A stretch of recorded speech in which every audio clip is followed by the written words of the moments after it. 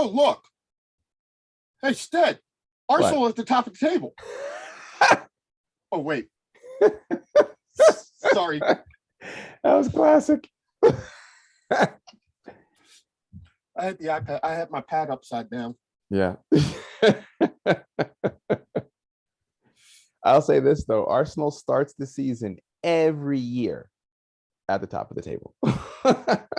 Yes, before a game has been played.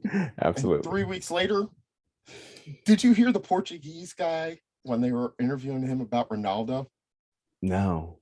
Okay, so there was a Portuguese journalist. There was a Portuguese journalist, and he was going through the crowd, and it was an English-speaking guy, and he goes up and he's asking him about Ronaldo, and he says, "Are you a Ronaldo fan?" And he says, "No, and in perfect English, he says, "No, I'm an Arsenal fan." He says, "Well, Ronaldo is going to be playing for your rivals," and he said, "No, I'm sorry, our rivals right now are Brighton."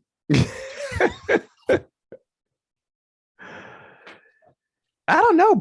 If I remember correctly, I think Brighton's had a relatively decent start to this season. Let me see. I think Brighton are in like fifth. Yeah. So on social media, they No. posted it, and No, dude, I could have our rivals are Norwich. yeah,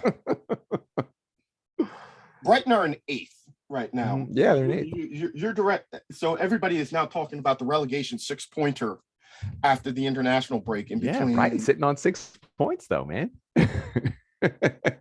That's pretty good. I'd kill for 6 points right now. I'd kill for 3 points right now. Brighton has also done something that Arsenal haven't. Scored more than once. Yeah. Well, if you notice, you didn't ask me how I was doing, so I'm just going to tell you how I'm doing, my friend.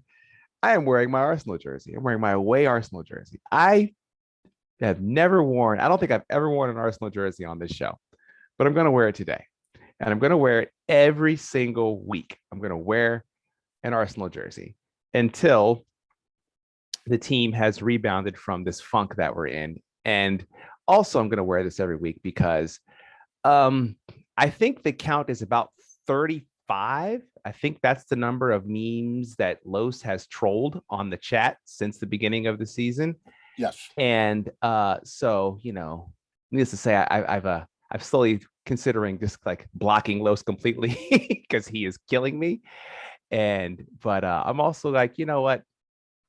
Spurs fans don't get these opportunities very often. So I'm going to let him enjoy it. I'm going to let him enjoy it. A lot more recently. Yeah. But, I say it again. The reason why I don't consider Spurs to be a team that I dislike is because for the longest time, as I began to watch the Premier League, Spurs were inconsequential. Now that they are, and they have been for the last 5 or 6 years, they're going to, of course, try to dig in as much as they can. So I still am going to support my team and wear this jersey with pride, even as we battle relegation, which is the dumbest thing. I'm sorry. It's 3 games in, and we played 2 of the top 3 teams in Europe. And, I can say for a half, they look pretty decent against Chelsea. So let's pump the brakes here a little bit. Okay, that Arsenal getting relegated 3 games into the season is the hottest of all hot takes. Yeah, it is, and I'm probably a little sensitive because I don't open the chat line anymore because I don't really want to see Los is killing us again. But yeah, it's ridiculous to think that this team's actually going to get relegated. I mean, Arsenal will get the 40 points. I'm not saying they're going to finish. Arsenal's finished 14th not that long ago, but it's not like they're going to finish. They'll get the 40. They'll get the points. We'll get the 40 points, and we'll play for next season.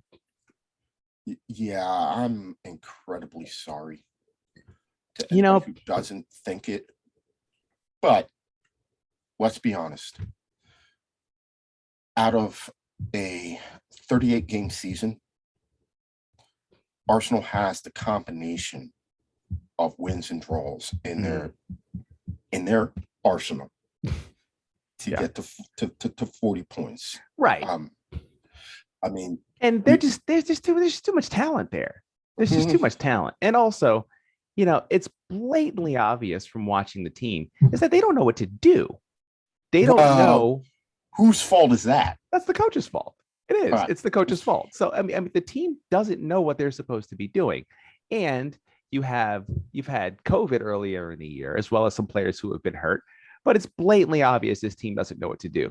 And the fact that the strength of the team last year is looking to be their biggest weakness. The team they were good defensively last year, and now, you know, Mari looks like a League One player. He looks like he does not belong anywhere near the Premier League. He looks terrible. And Suarez is clearly, that was a desperate loan move and desperate move that they made. And that's obviously not a player who should be competing for a starting role at any team that plans to finish in the top half. So it's, this international break could not have come at a better time. That's all I'm Yeah, saying. but It why needed to happen. why is Saik Kolasinac starting games? Well, there you go. That I think that tells you all you need to know. Like, this team is a complete disarray because of the problems up in management. And, Kolasinac is being called upon when they've been trying to move him for 18 months. They've been trying to move him. It's the equivalent and he's not a bad player. I mean, he's not a bad player, but he was out of the door. They wanted too much money. Mm-hmm. We can talk about this a lot, and we'll talk about this with Andy in a couple of minutes. Mm-hmm. I think there comes a point in time with certain players where you need to take the offer that is given to you. Right. Do it for what's in the best interest of the team and what's in the best interest of the player. I know that you don't want to get run over. I know that teams are saying, like, COVID, we need to make all the money that we can. We don't want to be caught on the short end of negotiations. If we take a low ball fee this time, we may have to take a low ball fee next time. But there are certain players or certain positions on certain teams. Phil Jones. If you get an offer for him, take it. Take it. I think we'll take Phil Jones right now. I don't care if it's 5 lottery tickets and a bag of balls. Yeah. Take it. Yeah. If West Ham comes in with 15 million pounds for Jesse Lingard, you really got to think about taking it. If it's not a player that you're going to use, he's at the tail end of his contract. He's clearly, at this point, not in your future for the best interest of the team and the player. Get the wage, get the player off the books, up the number, and move on. Absolutely. Right? And Arsenal has made a number of suspect deals over the past since Wenger left. And you can also say, though, that they've spent the money. They've spent a lot of money. I don't think they spent it wisely, but at least there seems to be some image of investment in the squad to make the squad better. I've never seen a team spend 140 million pounds and the squad get worse. But again, I think this all boils down to the fact that the Brentford loss was really, really, really bad. It was really bad because of the teams you had to play for your next 2 games were the top 2 teams in Europe. And, sorry, you finished 8th last year and you did look competitive against Chelsea. So the bottom line is that you could not have picked 2 worse teams to play against after that type of start to a season. That's the real problem there. But the good thing is, though, is that you've already played them once now. You're only 3 games in. You've already played the 2 best teams from last season in Europe. The only other team that's really, really scary out there, I think, is Manchester United. So outside of that, you have a chance to get some games under your belt, get some draws, get a few points. If you can finish the next 3 games and get 4 points, that's a start. At least it gets the ball rolling, get the ball in the net. I don't think anyone really thought that this team was going to be competing, like involved in Champions League. Even those of us fans who were like happy that the team was making moves, you still looked at it and were like, okay, but are they really that much better? Well, not now, but hopefully they can become better. Arteta keeps asking for time, but this isn't a time game. He's just not going to get it. If the team was performing the way another 0-3 team has, let's say they were performing like Wolves. Let's say you're performing like Wolves. Don't forget, Wolves haven't scored either. But what if you were performing? But what if you were performing that game? Wolves were very competitive in every game, and Wolves were a bad bounce away from drawing against Manchester United. So you have to say that that is another squad that is playing with a level of heart and passion that is just sorely lacking, and it's been lacking in But that was North what London I for a that was decade. what I saw from Wolves this weekend. And we'll talk about it with Andy because it's a perfect segue in a second. What I saw from Wolves this weekend was a level of heart, level of passion that necessarily was limited by the skills of the players that Right. there was, Raul Jimenez is coming back from a major head injury. Why you're asking him to head the ball? It's beyond me. He should be taking their corner kicks. Yeah, I mean, it was one thing when Petr Cech played. When you look at that thing that he's playing with his head in right now, I'm like, I probably wouldn't be serving up a cross to be headed by a guy who has a broken cranium. Yeah, but that's just me, right? Yeah. I think that the shine has come a little bit off of Adama Traore. Yeah. Well, he's only as good as the players who he's playing with. And clearly he was heavily supported. I think if Adama Traore was playing against playing with better finishers, he'd get an assist or two. But I do think the shine has heavily come off him, and he has to evolve his game, or else it's going to be like, well, just ride him out in the wing. He's going to just dribble the ball across the touchline, and we're good, because that's what teams are doing. And I mean, he dribbles more than anybody, and he can keep the ball at his feet, but he's not producing anything. It's just very nice to watch a guy who's built like, Barry Sanders fly up the field, but then just doesn't really do anything. I was going to go with he looks to me more like Calvin Johnson Megatron with the thighs and the chest. Yeah, that's true. But we have to remember Adama Traore is also 5'9". And Megatron is 6'5". He's like throwing kids out of the way. He's like one of those that big Fijian kid playing rugby, just like trucking people. Yeah. Hey, careful. You're about to see my boy out there pretty soon. He'll be doing the same. Oh, geez.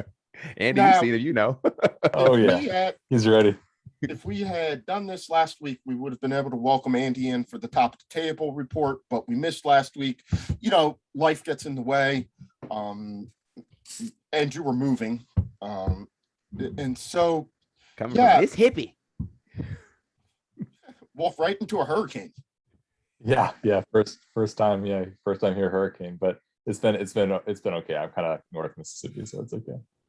And we do have to, as we remember, we want to give a big shout out to Coach G, who's actually in New Orleans.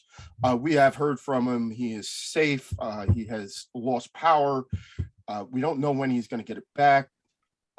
I am hoping that it's kind of odd. I want to see him, but I don't want to see him, because if I don't see him, that means that he's conserving power, and that's what I want him to do.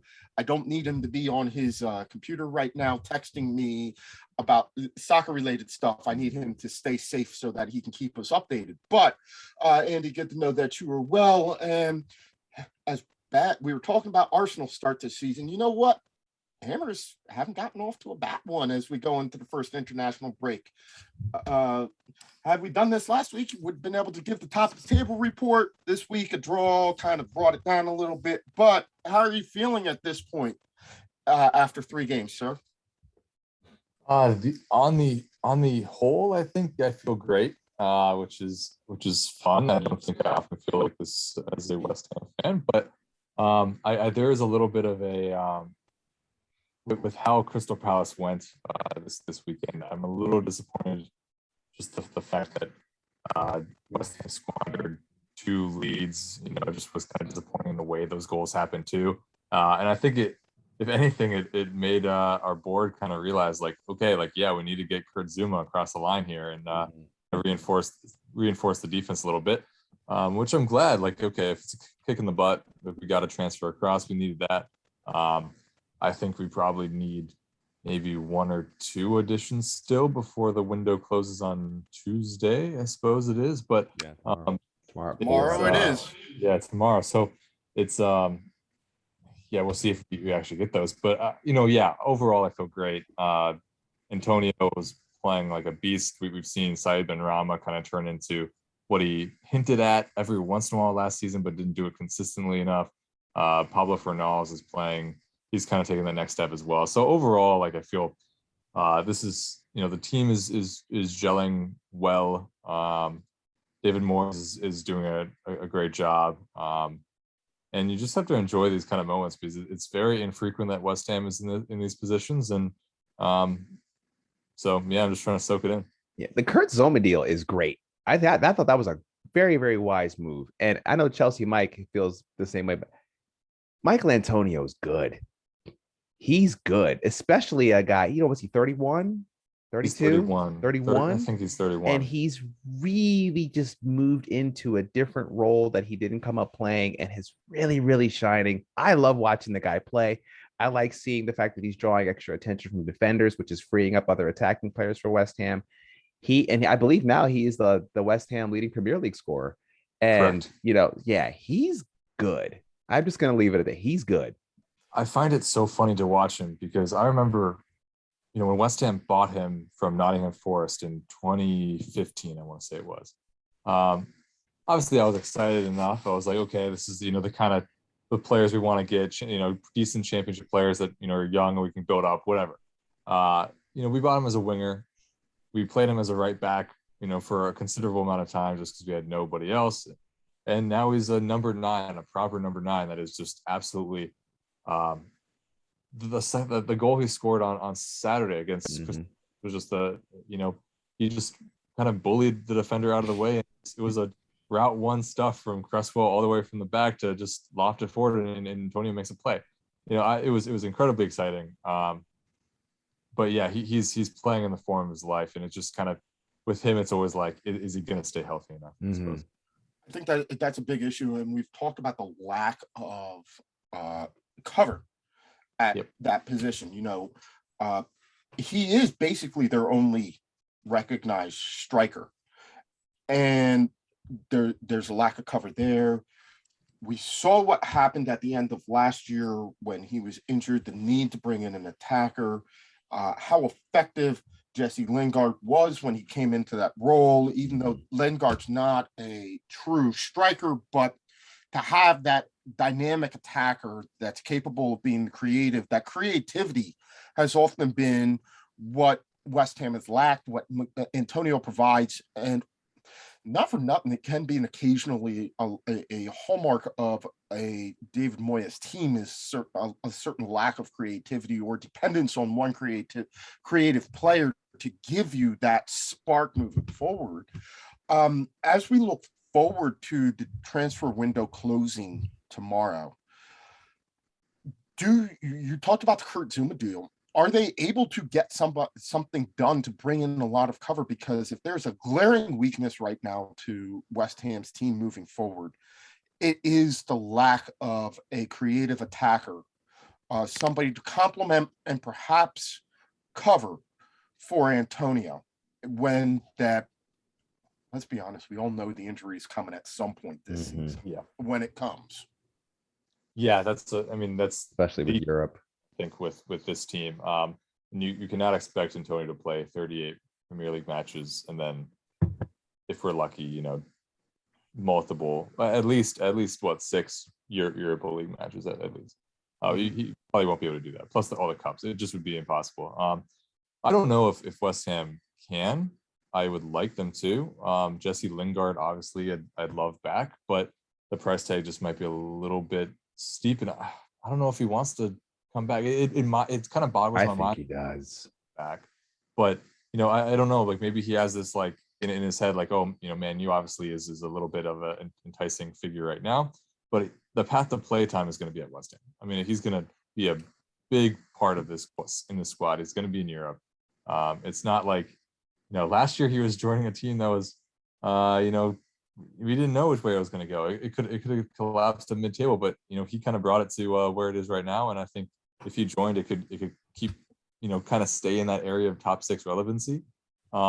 I've seen this linked with this guy from he's a Croatian, but I think he plays in Russia. The Nikola Vlasic. Yes. Thank you. He's younger. He's 23. obviously less proven than Lingard, but if he's an easier player to get, sure. I think we do need an additional kind of creative attacking player, because when Antonio gets injured, hopefully not when, but it kind of seems that way. Jared Bowen probably moves to striker. In which case you probably need at least another winger. I guess you put Lanzini out there, but you need another guy, and Vlasic could do it, I suppose. Lingard would be the ideal replacement to kind of take that more of like a false nine, I suppose he would be. But West Ham would need somebody across the line before this window shuts, and hopefully it's Lingard. So we're going to bring in our good friend Celtic Cam, and Celtic and West Ham, of all the teams that we follow and cover closely, are the two that are in the Europa League. Wry smile from Stead, But I wanted to get both of you. Welcome, Cam. How you doing? Resplendent in. I'm not familiar with that Celtic jersey, but old one from the 90s. Yeah, it's quality kit, my friend. Quality kit. And get both of y'all's take on the Europa League, the group stages. So let's start with looking down. Group H, Andy. West Ham drawn against Rapid Vienna, Genk, who have been there a time or two before, and Dinamo Zagreb. Some interesting travel for the Hammers. How do you see that group going for y'all? Yeah, Zagreb's used to this tournament too. Zagreb and Genk have both been in the latter round. Yes, they've both been in the latter rounds of this tournament. Before. I think we remember what Zagreb did to Tottenham a couple of years. Was that a year ago? It was pretty recently. But when that group first came out, I think there was a lot of at least with a lot of West Ham fans I saw, they were pretty optimistic, excited about that group, and thinking that it was favorable for West Ham. But I look at that and I think, okay, those are three teams that really kind of know what this is, and they could be a big challenge. Hopefully the away days, I mean, if that can happen with COVID restrictions, those are, you can't really go wrong with those locations, with Austria, Croatia, and Belgium. Those are, sign me up. You're right. It could have been a lot worse. They could be going to Latvia, Estonia, and Turkey. So you could have had that trip out to Eastern Baku, Azerbaijanistan, where United had that game right before Thanksgiving. I think it was 2 years ago. Yeah, man. Yeah, it could have been worse with the travel, but Croatia, Belgium, and Vienna. Austria, you're not doing too bad on the travel. Get y'all's thoughts, and I'll start with Stead. Where do you see West Ham coming out in that group? I think this is going to be tough. I think this is going to be really, really, really tough.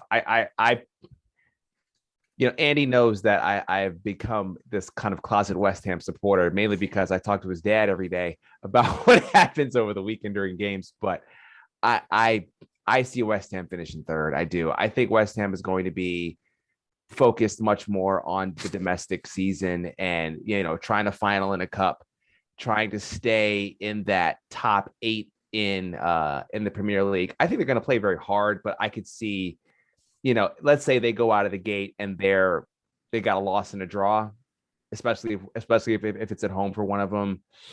I could see West Ham finishing third. I could. I mean, that's a tough group. It's definitely. I mean, I'm not going to act like Celtic's got an easier draw, but having seen this tournament from as an Arsenal fan over the past few years, it's not easy. It's not. The group stage can be very, very, very challenging if you get a tough group, and West Ham sadly got a tough group. All right. Before I go give my opinion and I go back to Andy to give us the West Ham part, Cam, what did you think of West Ham's group with Genk, Rapid Vienna, and Dinamo Zagreb? Yeah, I think you guys hit on a good point that, teams like Genk are very used to this tournament. Over the past few years, we've played them. And we've always had a very tough time with them. It's kind of interesting looking at the squad again. It's not a squad that's really got a lot of really standout players, but they seem to really kind of pick themselves up for this tournament. Even in previous years where they haven't been doing so well domestically, they generally seem to do very well in the Europa League. So, that being said, I could see West Ham coming second or third, but again, I think West Ham is going to be trying to really claw at staying in that top 8 in the Premier League, as Stead was talking about. But that being said, I know Genk has made a lot of transfers last season. They've really changed that team out a lot. So, we have some guys here that are not as used to playing in European football. So, I think Dinamo will win this group, but I do think there could be a toss-up between West Ham and Genk coming second. Andy, I'm gonna tell you though, the draw may not have been as favorable as it possibly could be, but when you look the way the games line up for West Ham, it's actually pretty good. You have Dinamo Zagreb away, which will probably be the toughest game on match day 1. Then you host Genk, or then you host Rapid Vienna, and then you host Genk for the last 2. So going into the turn, conceivably, they could be on 4-6 points, right? If you go and have a good result in Croatia, you could be on 7. If they come into the turn in the back half and you're sitting on, let's call it 6 points, right? You win your 2 home games and you lose your away game. They're sitting on 6 points as they come into the turn in the October match. Do you think it changes anything about the way that they think about this tournament with 3 games left, saying, we're seriously 4 points, we're a win and a draw, conceivably away from qualification for the playoffs in the round of 16? Yeah, I mean, I also think I'm going in maybe a little bit more optimistic than Stead is. I think West Ham does actually get out of the group. I certainly like West Ham's group, I think, a little bit more than Celtic's group, just with Betis and Leverkusen in that one. That's another tough group. But I really think that West Ham can get out of this group. Maybe not first, obviously, but yeah, as you said, and you look at the fixtures around it. So they host, Vienna. Okay, they have Leeds United before that and Brentford after that. So it's not like you're facing some of the big, some of the big teams that you're really going to be just absolutely knackered after. You feel like, okay, maybe you can rest 1 or 2 random players in those matches and just have a little bit of extra steam in the Europa League.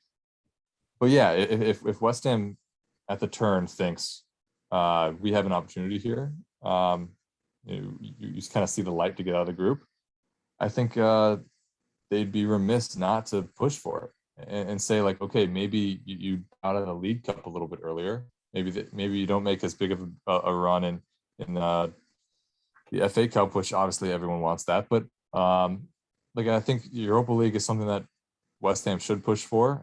It'd be huge excitement for the fans.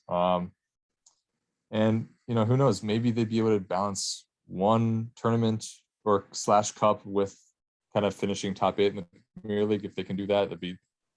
I think you choosing the Europa League is definitely probably honestly what I would choose over the domestic cup at this point. But of course, we'll see what they do after. They could lose in Croatia and then scuffle the second match, and it could just be like, okay, maybe it's not really meant to be. I'd like to see him do it. I think that it lines up very nicely for him. I don't think this is the easiest group that they could have possibly been in. I'm looking through them.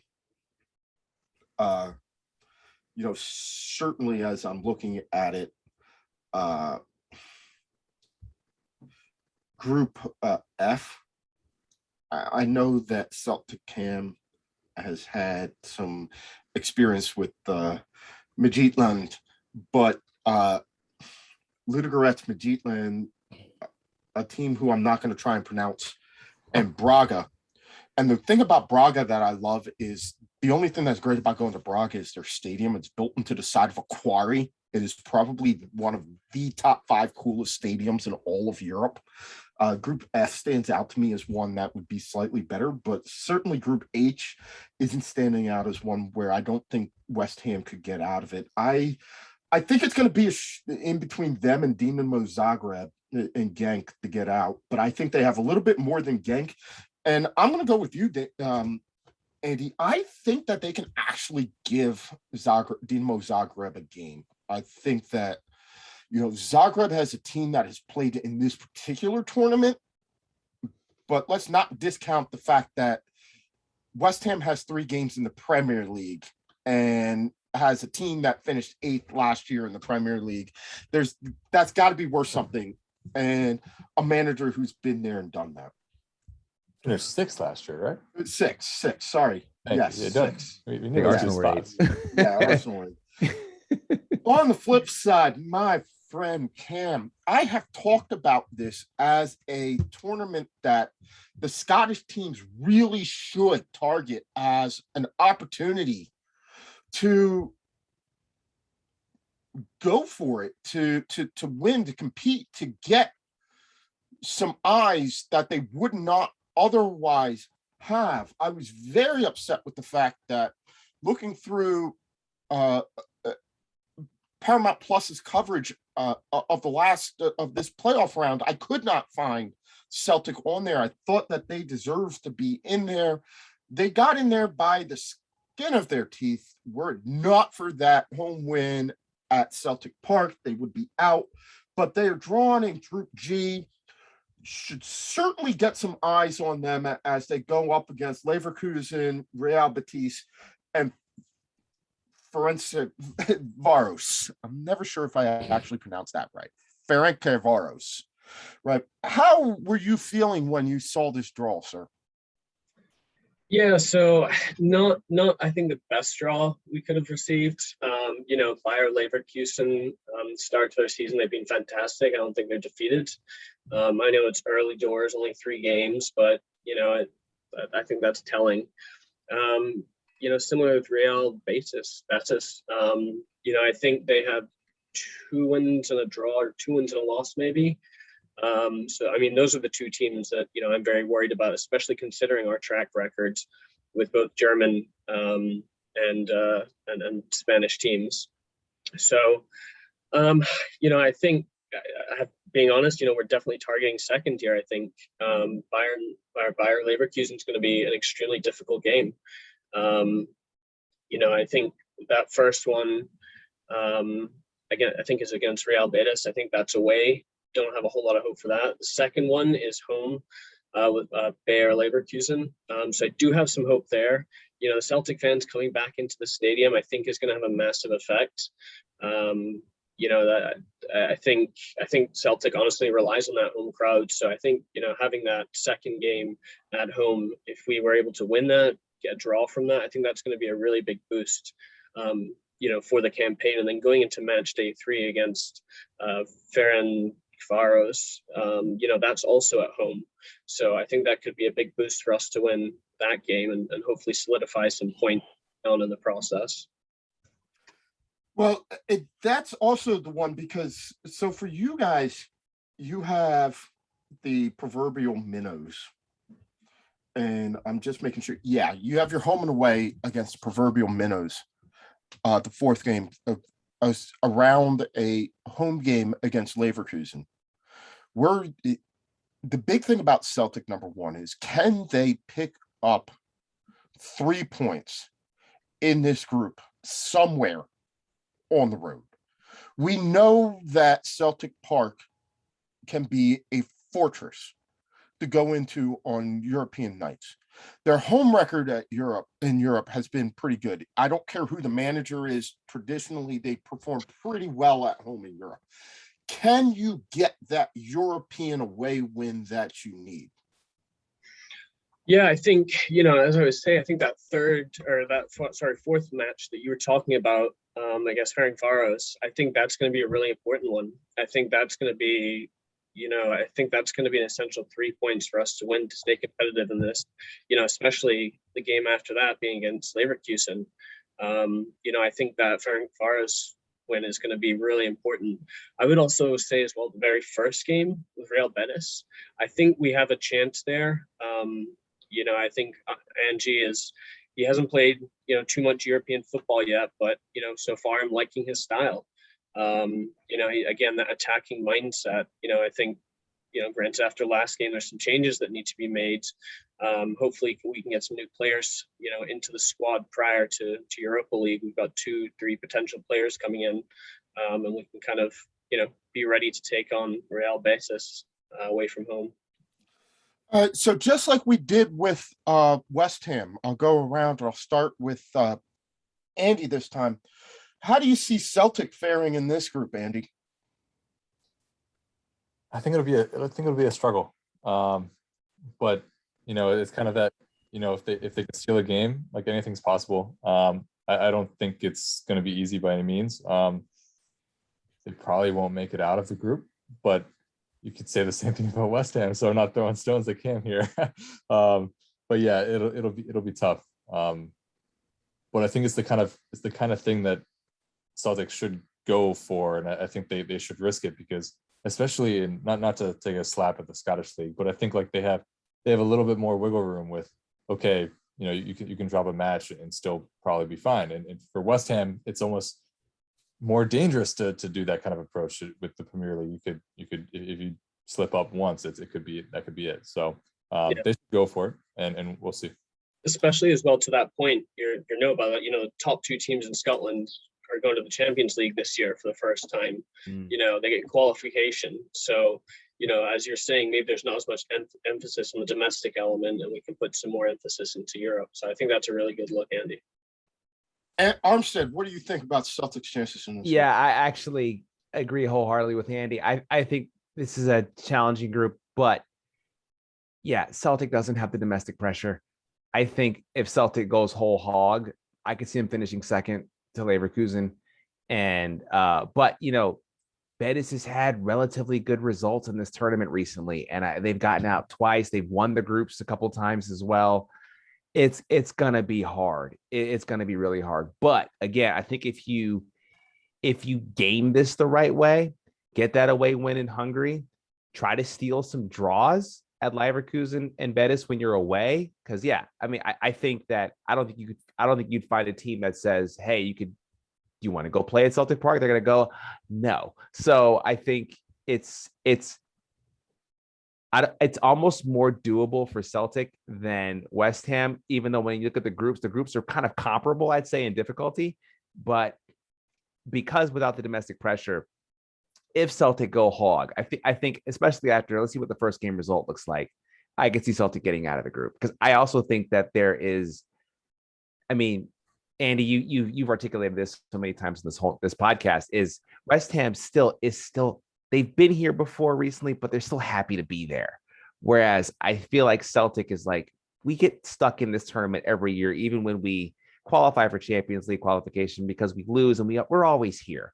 It's about time we make some noise, and actually, especially with the resurgence of Rangers, I think it's really important for Celtic to do something, because if you look at Rangers group, I don't think it's quite as challenging than Celtic's group. So I would really hope, I would like to see 2 teams out of Scotland get to the knockout stages in this, but I think Celtic can, if they put their mind to it and say, look, let's go for this.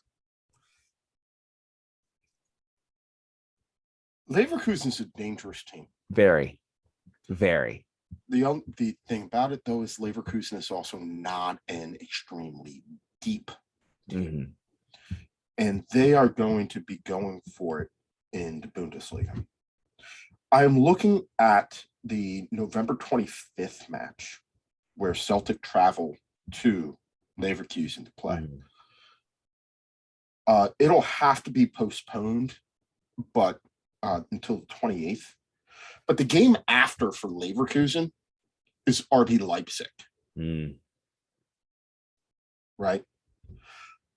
I wonder if there is a chance that Leverkusen at some point in time takes their focus away from the Europa League. We have seen German teams do it before in favor of competing in Deutsche Pokal. Is trying to compete to stay in that top 4 because it is very much there for them, right? We know, and we'll talk to Bayern Rob about this later. We know Bayern, we know Leipzig, we know Borussia Dortmund, right? But that fourth team, right? That's going to be the question. I wonder if they will do that, right? I think it's going to be a tough group for Celtic, and we'll see how it goes. All right. This is a good looking Europa League, though. I mean, when you're looking at it, I could say this is one of the more exciting ones of recent memory, and I'm glad it's getting more attention. But I'm like, there's going to be some really good games coming up here. Before I end this, I got to get my Paramount subscription. Before I end this conversation and turn it over to Celtic Cam to give us the thoughts on the Old Firm Derby from the weekend, real quick, for Andy, Cam, Stead, and even if Carlos wants to jump in on this as he joins us, was there any other group that you guys were looking at and saying, all right, I'm really going to watch this? I am looking at this group that has Galatasaray, Lazio, and Marseille in it, and saying, like, that one could be a little bit of fun. Yeah. Well, and you can't, Lokomotiv Moscow has played in this tournament several times as well. Yeah, I agree. I also, though, I do like the Fenerbahce, Olympiacos, Antwerp, Eintracht Frankfurt group. That's a strong group. And look, Group C's got Leicester, Napoli, and Spartak. I mean, there's some real solid squads in this tournament. So I don't think I could just pick one. That's probably why I really am looking forward to paying attention to this one this year. Beyond Group H, Andy, is there another group that you're looking at in this tournament and saying, like, I'd like to see some of those games? Yeah. I think obviously with just the I'm curious about what Leicester does in Group C. That's kind of a difficult group, but I'm just kind of fascinated with how they kind of navigate it. But away from my Premier League bias, Group B has some interesting teams. I mean, Eindhoven, Sociedad, and Monaco, and those could be an interesting group to watch too. Cam, anybody else that you're looking out for? I know that you're going to be paying attention to Group A just to see Rangers lose, but beyond seeing Rangers lose, is there another group beyond Group G that you're looking at and saying, I'd like to see some of this? Yeah, so I would definitely agree with Andy on A, with teams like, these kind of smaller teams, kind of dark horses that maybe don't get as much international attention as, a group like C. I think B is kind of my like dark horse group here. Sociedad, Eindhoven, Monaco. I think these teams are evenly matched here, very evenly matched. I think we're going to get some real crunch games between those three teams. Sorry to any Sturm Graz fans out there. Shout out to you guys, but those are really the three teams I think I'm going to be looking at in Group B. Los, I know you're going to be paying attention to the Europa Conference League because of Spurs, and we'll get to. You want my take on Europa? Yeah, I'll get your take on Europa real quick. Okay, well, I mean, other than what everybody else has already said, I found the one most interesting thing on the internet, on the interwebs, was the Group E, Galatasaray, Lazio, Lokomotiv Moscow, and Marseille. So you have Turkey, Italy, Russia, and France. And it was described as a true group of death. And I'm like, okay, perhaps. That should be an interesting group. And I think Stead said that earlier. So that would be one that I would be looking at just because the competition would probably be a little interesting there. Yeah, that was one that I pointed out that I liked as well. Well, we want to thank you, Andy, for coming on and joining us this evening, and we'll get you back, in a couple of weeks to talk more about West Ham and the Europa League. And we'll turn it over to Cam First and foremost, my man, it was so nice to wake up on Sunday morning and be able to turn on terrestrial television and see Scotland. Now, I'm gonna have to admit, I had my calendar wrong, and I thought it was a 7 o'clock game on Saturday. Now, Friday night, I drove up to Baltimore and I went to go see the Roots in concert. If you've never seen the Roots in concert, they put on one of the greatest shows that you could possibly see. Yeah. How are your seats, Mike? Seen him at least 10 times. Not good enough. Not good enough. Not good enough. I was only 3 rows from center stage. Yeah. I've seen him at least 10 times. They're amazing. Absolutely amazing. You and me both. Saw him at a New Year's Eve show and hung out with him afterwards. That was cool.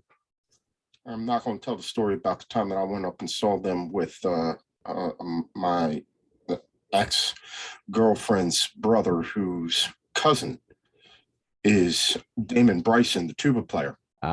Tuba Gooding Jr. Yes, got to hang out. And I spoke to him after the show. Yeah. And I've met him a couple of times. And I hung out with him. And I remember 2 things from that evening. One was Black Thought and Questlove saying, "We only drink Patron because it's top shelf." And the next is Waking Up. I don't remember much else. But so after partying and remembering that I'm 41, not 21, after trying it, because there was a lot of dancing and celebrating and other merriness while watching the Roots, there was a fight at the Roots show. Oh, boo. Who fights at a Roots show? For real. All of us are on blood pressure medication. We've all been cooped up for 1.5 years now, and everybody forgot how to act. It's just ridiculous. No, I'm serious. Everybody's on blood pressure medication and talking about gout. Like, what was the fight? I'm gonna step on your gout toe. Seriously, come on, man. You're at the Roots. The thing that I love about the Roots is, as I have gotten older, so have they, and so have their crowd. Absolutely. You see Questlove's afro starting to start a little bit farther back. No. Stead. This is the first time that I've ever seen him, and he did not have an afro. Oh, he didn't have one? Really? He had it twisted up. Yeah, see? Because it's creeping back on him. I know. But I was close enough that I pointed out Captain Kirk, and he acknowledged me. Nice. And that man may be one of the greatest guitar players in the United States of America that nobody knows about. Mm-hmm. Anyway, I digress. After going and seeing the Roots, I thought that I had to wake up early on Saturday, and I set an alarm for 7 o'clock to wake up to watch Celtic play Rangers, because I had to absolutely do this, because I was going out with my wife for brunch afterwards, and I was going to doggone it. I was going to watch the Old Firm, only to find out that it was on Sunday. But that made Sunday a good day. It was an entertaining game. It was a lot closer. From a neutral's point of view, Cam, I think Celtic had it and Rangers had a chance, and it came down to Rangers' ability to know how to play that game, and Angie's still kind of learning it. Yeah, I would absolutely agree with that. I think the first half of the game, we really controlled that well. Missed some sitters, Edwards missed that. I think it somehow took more energy to actually miss that and score it.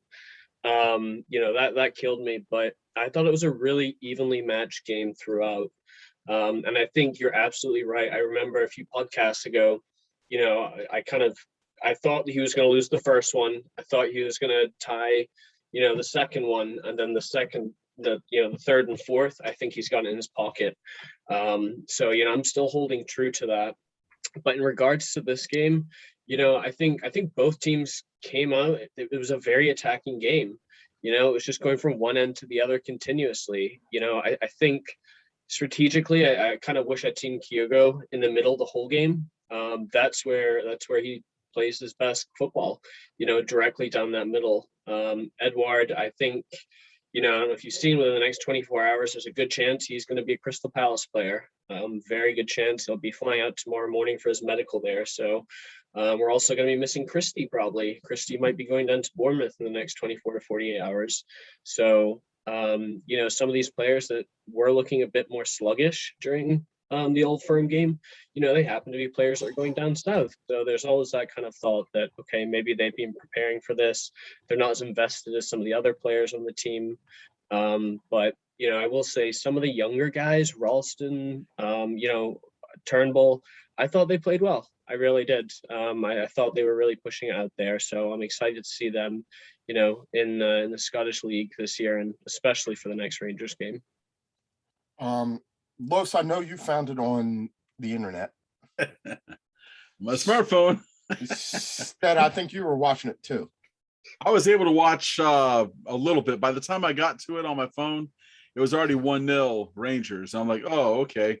And I watched how the game played out, and at the end, and I'm like, well, I missed the only real highlight of the match at that point. But I did think it was a really good advert for Scottish football.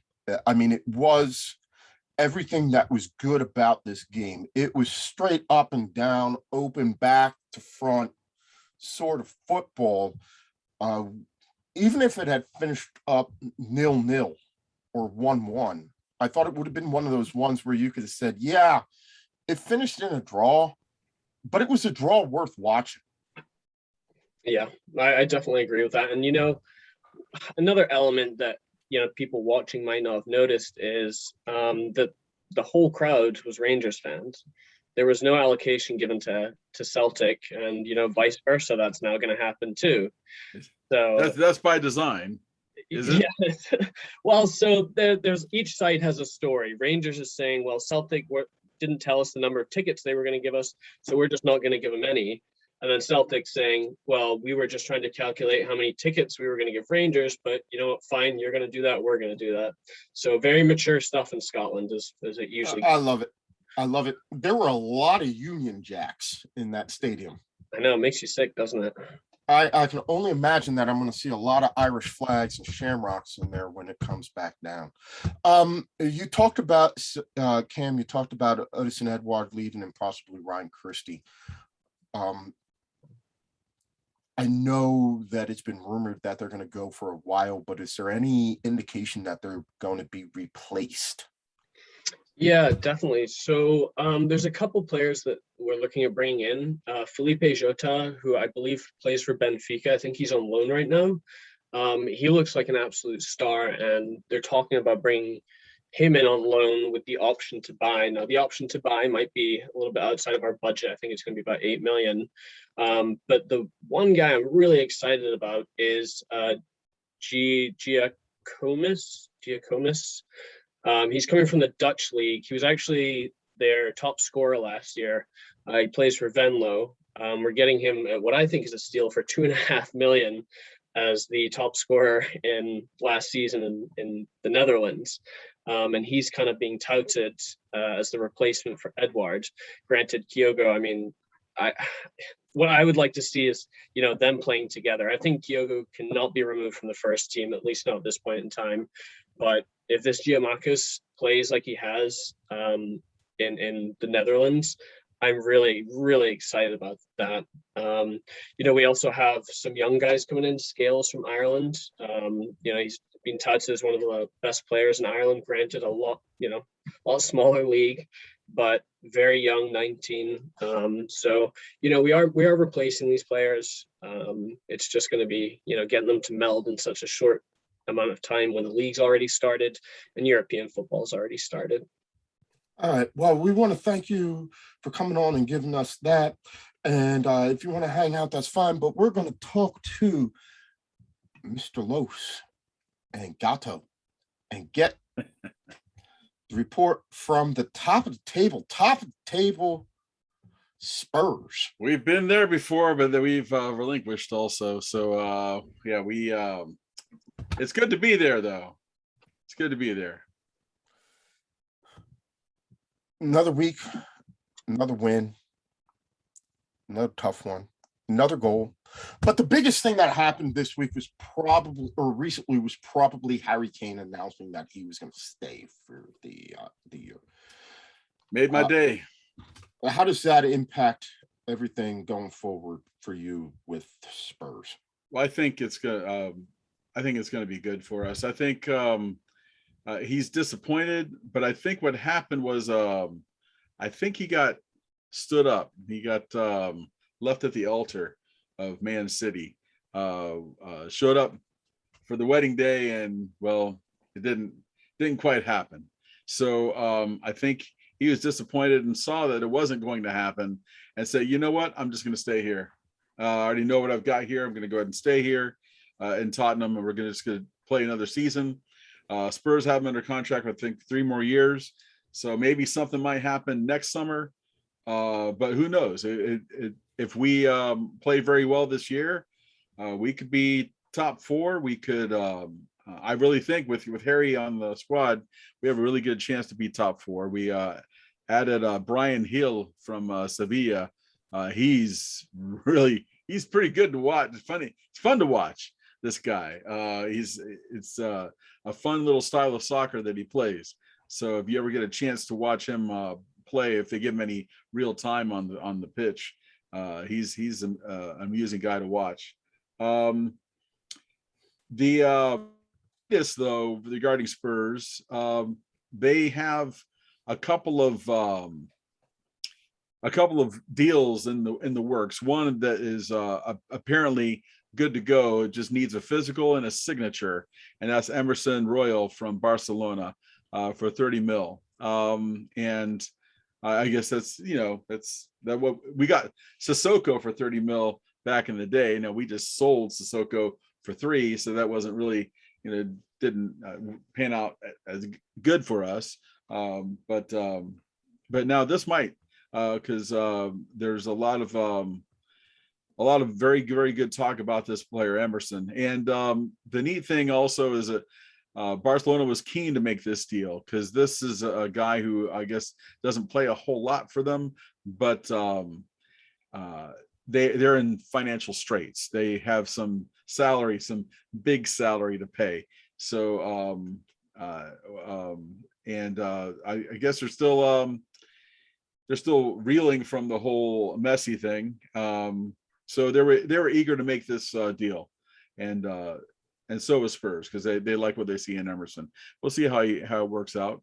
The rumor mill has 2 other possibilities, both coming from Wolves, and go figure. What's his name? Nuno, the coach, coached at Wolves, and so he wants to bring some of the guys that he got over there. And the 2 names that are out there are Ruben Neves and Adama Traore.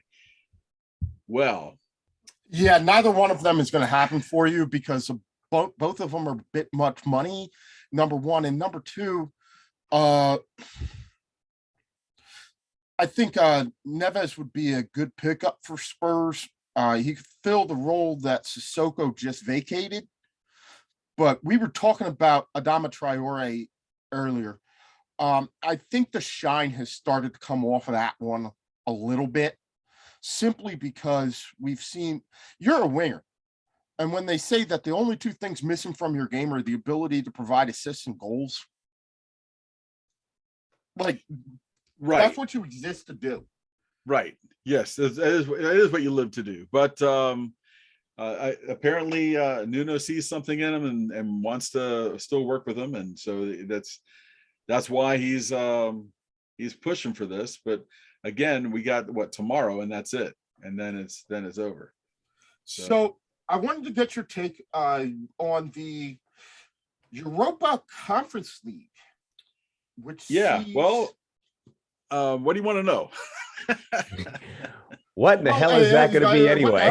I mean, there are some legit teams in there. I'm looking at Group C, which has Roma, but Group G, Tottenham, Rennes, Vitesse, also known as Chelsea's B squad, and a team called Mura that I have no idea about. Well, you wouldn't have any idea about Mura, because with Rennes, Vitesse, those guys, and Tottenham, they've been around for over a century, all 3 of them. But Mura, in Slovenia have been around since, are you ready for this? 2012. That's what That That's what- explains that's when they came about. everything. So here's the thing. It's actually a really interesting story because they were founded in 2012, 2013. There was some shenanigans going on, and they had to dismantle the entire squad and the entire team after the end of the 2013 season. And then they started back out at Division 4. They got second place there in that division in I think it was 2014 or something like that. And then the next season they got promoted again on consecutive promotions and ended up in the top division eventually.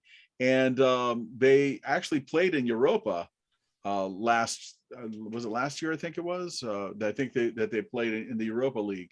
They didn't fare very well, but they did win their nation has a league cup, and they did happen to win that a few years ago.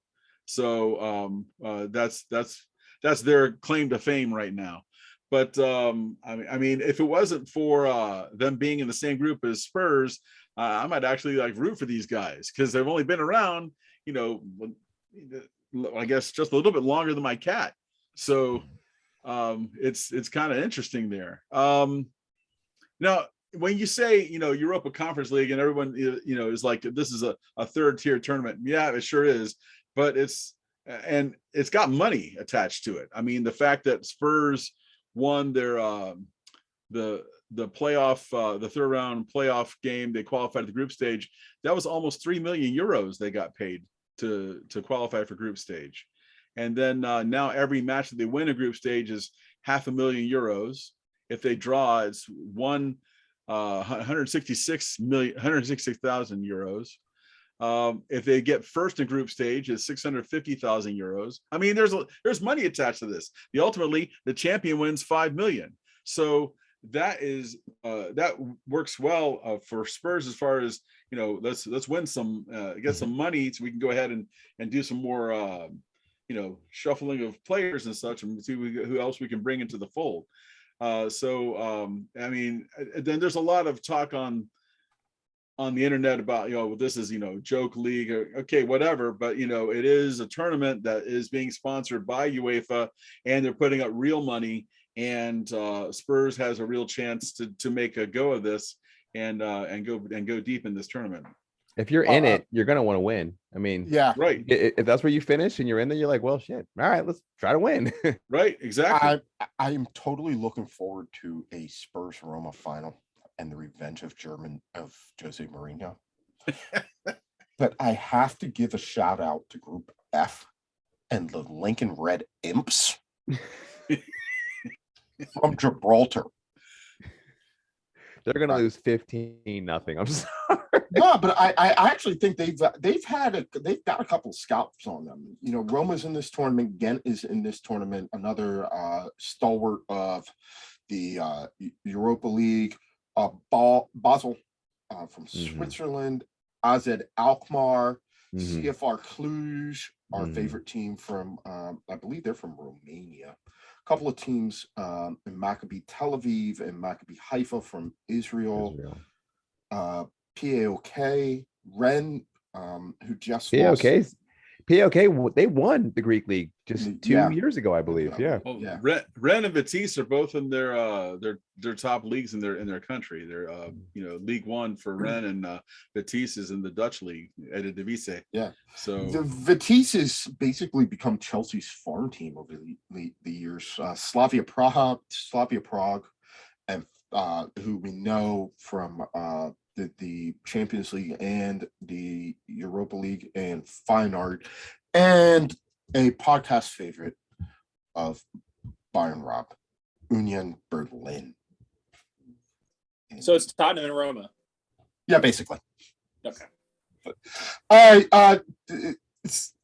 Los, we want to thank you for coming on and joining us and giving us your thoughts on Spurs and the I don't mind giving you your own thoughts there, Mike. It's not a problem. Yeah, your thoughts, not mine. The last time I had a good thought I flushed. I hear you.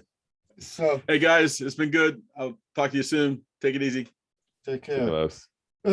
Stead, it's that time that you have been dreading. Larry's here. Let me unmute that. Larry's here. Yeah. Perfect time. I got my jersey in the mail today. This is the worst thing too, is I that happen to have this ready to go. Larry, I was actually lobbying a colleague of mine to come on to talk Manchester City. And Oh, Los is back. I forgot about the whole Arsenal group therapy. I wanted to be in on this. no, we've already canceled group therapy because I'm the other two guys in the group are unable to make it. We've already canceled group therapy. That's okay. fine. So it's just a one-on-one. No, but you know, Yeah. but You're Tony yeah, so- Soprano. I'm Dr. Melfi. Okay, well, let's so go I was ahead. getting put it this way. I'm sure that you're going to say several things that I already heard this morning. So I will refrain from showing too much disdain on my face, but hop to it. No, I mean, Well, honestly, I think it's more towards just no offense, how bad Arsenal is than how good City. I mean, City came together, they played better. And I don't know what Pep did to Jesus, but he kind of turned him into this winger who can control a ball out there and actually has some, is feeding the ball in pretty nicely. But it just showed you. I mean, I don't know what's going on with Arsenal. They're just a weak team right now, more than City dominating them. I mean, the stats and everything showed that it was completely one-sided, but I think that it was a game for it. It was two games. There was up until the Shaka red card, and then there was what occurred afterwards. Yeah, I mean, it's a great point. I mean, I've seen a lot worse not called, and I've seen a lot, not bad called. So I'll say this about that point though. Yes, but in the end, it doesn't really matter. I mean, it shouldn't matter, but really matter. I think the only thing that changed was the goal differential of that game. I mean, they would have lost 2 or 3-0 instead of 5-0. I mean, well, we all know that the 28th of August is a really bad day for Arsenal. I can still have a go at Larry because y'all only beat them 5-0. Last time when we played them on August 28th, we beat was them that 8-2? Yeah. So at least yeah, we scored. There's that. No, but I think that one of the things though that stuck out to me, yes. Larry, when we talked about the lack of goals.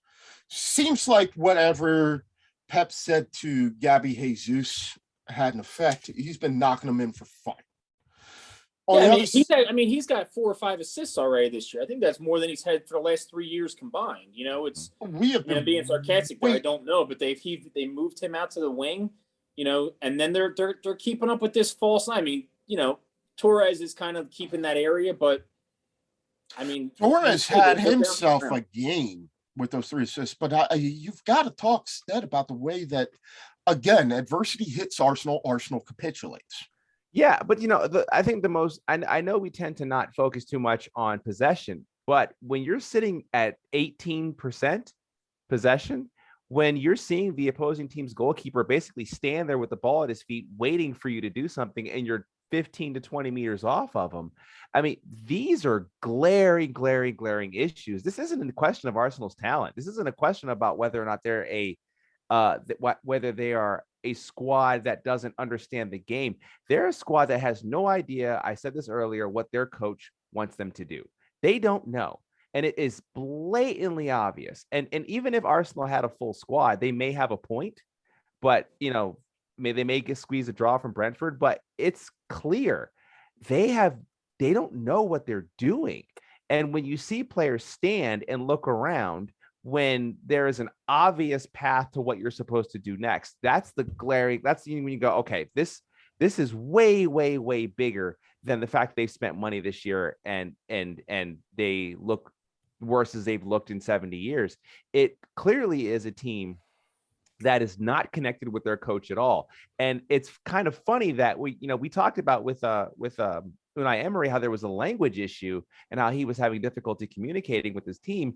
Arteta speaks like 9 languages. And so we've seen him switch from Spanish to English to French, talking to 3 different players in the course of a water break during a game. So what is going on? And I think I don't think any, you could watch all the Arsenal fan TV, or you could listen to blogs, you could watch, Reddit and everything like that. No one knows what's going on. It's really, really, really striking to see a team that's playing with 0 heart. And they've lacked heart for a while. They've lacked heart since, I'd probably say since 2008. They've really lacked any sort of killer instinct. They started to get a little bit of it when they started winning some ugly games. But to see this type of performance where they looked scared of Manchester City, they just looked absolutely scared of them. And at least they didn't look scared against Chelsea. They looked scared against City. And that was the real issue where you're saying, I don't know how they're going to move forward with this current set of leadership. You've never seen a team spend that much money and get worse. That's never happened. So, don't they have 3 of those signings not even playing right now? I mean, but still, though, when you but we've all seen this though. When you make signings, players that they are coming in claiming to replace tend to perform a bit better because they're auditioning for their next job, or they're trying to compete for their spot. You don't see a player that says, wow, this guy's coming to take my spot, but then I'm going to now play even worse. That's really, really, really odd. We were talking about De Gea and how he seems to be getting, showing the De Gea of old. And the first comment was because of the competition from Dean Henderson. So competition is supposed to make you better, and it seems to be making these players worse. And which again shows a lack of leadership amongst the higher ups at that club. That's the scary thing. And no, I'm sitting here now. I'm going to up my subscription to Spotify to hopefully give this guy more money so we can take over this squad, because I don't understand what's going on. And I don't think anyone does. In fact, Los, listen, you are the meme king of our chat group, but you have not trolled the squad as hard as Arsenal fans are trolling their own squad. Like, that's how bad it is. I understand. Yeah, it's you're just kind of going like, I don't think I've ever seen this before. And I've been following this team since 1996. So, I'm not a new fan of Arsenal. So there is definitely something to be concerned with, and it's not even necessarily because they only have 0 points. They could still have 0 points. If they were playing like Wolves and had 0 points, I wouldn't be quite as anxious. The fact that you're playing like a team, like this is a Derby County type of performance where they're like, wow, we're in the Premier League. What are we supposed to do now? It's scary. And unless something changes literally now, this team could be could go the way of Everton and just be a mid-table team, and we'll be happy to qualify for Europa League. Is Arteta making it through the international break? I have no idea.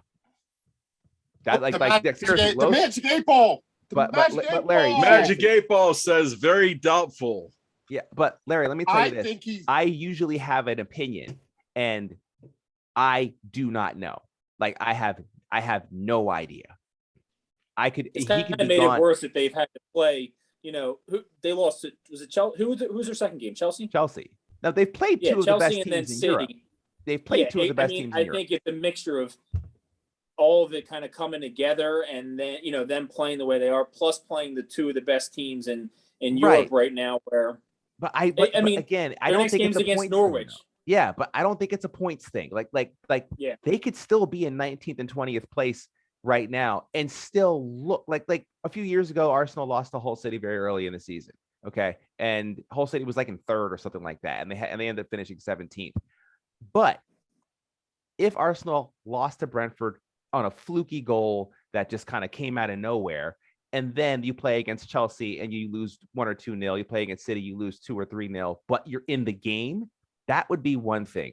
But when you're standing around watching the other team decide what they're going to do to you, that's when it gets scary. And you're not seeing a team that built off of the Chelsea game where they actually were playing with some level of confidence in the second half and actually had a chance to put a goal in and put up 6 against, granted, they're a championship side. It's still 6 goals. And that's a team that's perennially in contention to play or compete for the Premier League.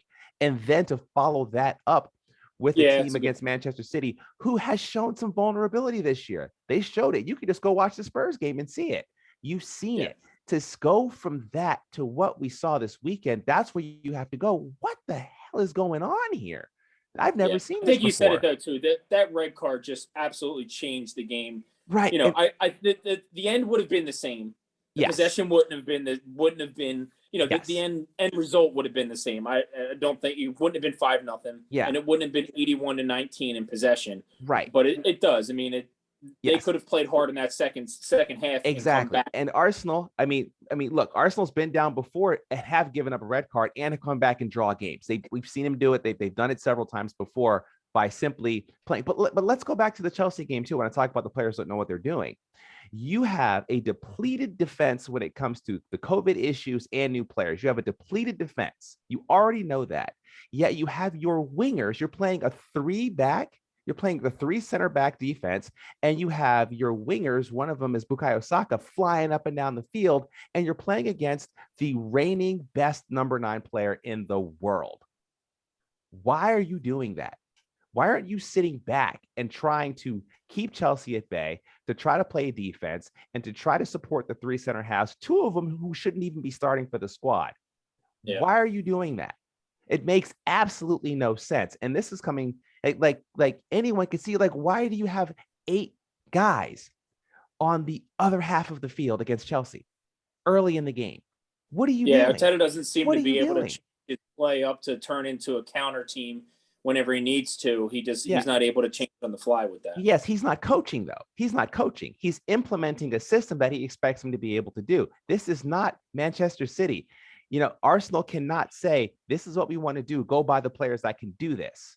You can't do that 3 games into the season. You can't do that. You have to adjust. You have to adjust and try to hold the bleeding back as much as possible. He's not doing that. Well, that's what I mean. He's not able to adjust to go from, like you said, pushing 8 forward. If you're playing against that, you play almost like Tottenham did against City in the beginning. Yeah. They sat back and they countered all game. Sit back and counter. It's surprising. And you would think that a guy who captained under Arsene Wenger and assisted Pep Guardiola for the better part of a decade between those two would have a little bit more sense on game management than this. That's the part. I think he just lost his players too. They're exactly. I agree completely. I don't like what he touched the ball like. I think they said 15 times in the first half. I think that was less than what Ederson touched it with his feet. He just was not in the game. And I know he's more of a. He's got to be up there to get the ball. No, but that's no. I think you're exactly right. I think you're exactly right. It just doesn't make sense. It just doesn't make sense. And you can ask for patience. Patience until when? You've already won a trophy. Okay. There's no more patience anymore. There's no more patience. Yeah. I think winning that FA Cup was bad for Arsenal. In hindsight, it was probably bad. Maybe because I think it rocked us into a false sense of security that we actually thought we were going to have a viable manager. Now, for all of the fans that you see who are making these boastful claims about how great Arteta was, there was a sizable chunk of us that were going, yes, that's great. I'm glad you won a trophy. Don't hold your breath. We still haven't seen because that was also COVID. You can't, you have to understand anytime anything happens with COVID, you can't really hold on to that and think that's what it's going to be like when the doors open up again. So, that's my take on it. It is, but let's go ahead and move on. Let's move on. Let's talk about the Champions League. It's almost more painful whenever someone just concedes like that. You almost want them to kind of come firing out, be like, it was bullshit. We'll get you next time. And but no, I get it though. It's like, you can't even, you're too nice of a guy. And I don't know you well enough to kick you further when you're down. Oh, don't worry. Los has done that enough. Los has done that enough. No. The kicking that I've received this time, I was telling my wife how angry I am. I was like, I'm going to block Los. I'm just going to block him. But then, I think about it. I go, what do you do? What do you do? Well, what do you do? Us Arsenal fans are bending over going, go ahead and kick. I mean, we don't know. We have nothing to defend. I found a lot of those memes and forwarded them onto our group and all, but there was one that I actually created based on something that someone else had told me or someone else had said in a Tottenham group when they went ahead and posted the standings, and he captioned it "Mind the Gap," and I'm like, that's got to be a meme. And so that's when I went ahead and highlighted Tottenham and Arsenal and put in big block letters, mind the gap. Yeah. Well, I'll go ahead and say, Los, there will be no St. Totteringham's Day this year. I'll just say that right now. All right. Well, if there is, we're in deep doo-doo. Yeah. Let's go ahead and go to Champions League. But I'm starting to get hot and my beer's empty, so I'm gonna take a break. Well, I got it. you guys, come on, you Spurs. We'll see you later, Los. Larry, I know that I'm gonna lose you in a little bit, but I do want to get you guys got a heck of a go at it in the Champions League, picking up Leipzig and PSG. Yeah. Who's the fourth in there? I forget who's Club Bruges, Bruges. who also aren't an easy out. I mean, if there is, look, that's got to be the group. That's the group of death. I'm sorry. There are some tough groups, but I'm going back and looking at it on yeah. It's between Group A and Group B, really, as like the proverbial group of death. Group E with Bayern and Barcelona, they got Benfica and Dinamo Kiev. But how you feeling about that group, man? Somebody's not going to make it out of it. I mean, I think it seems like it could be a death group for them, but the level that they've been playing in the Champions League especially for group stages, they just kind of I think that PSG, I mean, if they split with PSG or get a draw and a win, or I don't think they'll have any problem. Now, if they lose both to PSG, then that'll be something to look out for. But I don't see them. Again, you never know. Pep could change something up at the last minute, think he's smarter than everybody else, and then end up screwing them earlier than he usually does. So I think that it'll be them and PSG. I don't know how's Leipzig playing this year. I haven't even. They're not doing great. If this was Leipzig of last year, I'd feel much worse. If it was Leipzig of 2 years ago, yeah, but it's 2 years. Yeah. Well, Yeah, Leipzig of last year. Leipzig of last year was in the group with Man United and PSG. You guys kind of took our place. Very similar group, just took our place in it. Leipzig's capable of getting one. We know what PSG and Man City can do. Certainly, Man City in a group stage, like you said, Pep's been playing at a high level in the group stage, and we've known PSG to pick up a loss in the group stage when we didn't expect it. Matt will be happy about that time that those 2 times that Man United went into the Parc de France and came out with victories. It's there for it, but I mean, of all the groups, I would say, well, there's a lot interesting to see in all of them. That definitely is one that stands out to me.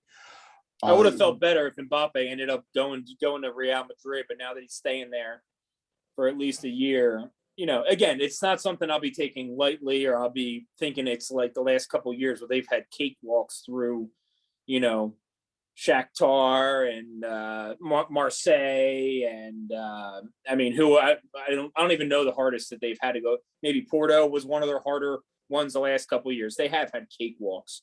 This year will be different. So. Well, we'll see what they're really made of. The false 9, though, that you brought up, Pep's kind of always wanted to go to it. I think he's got it this year.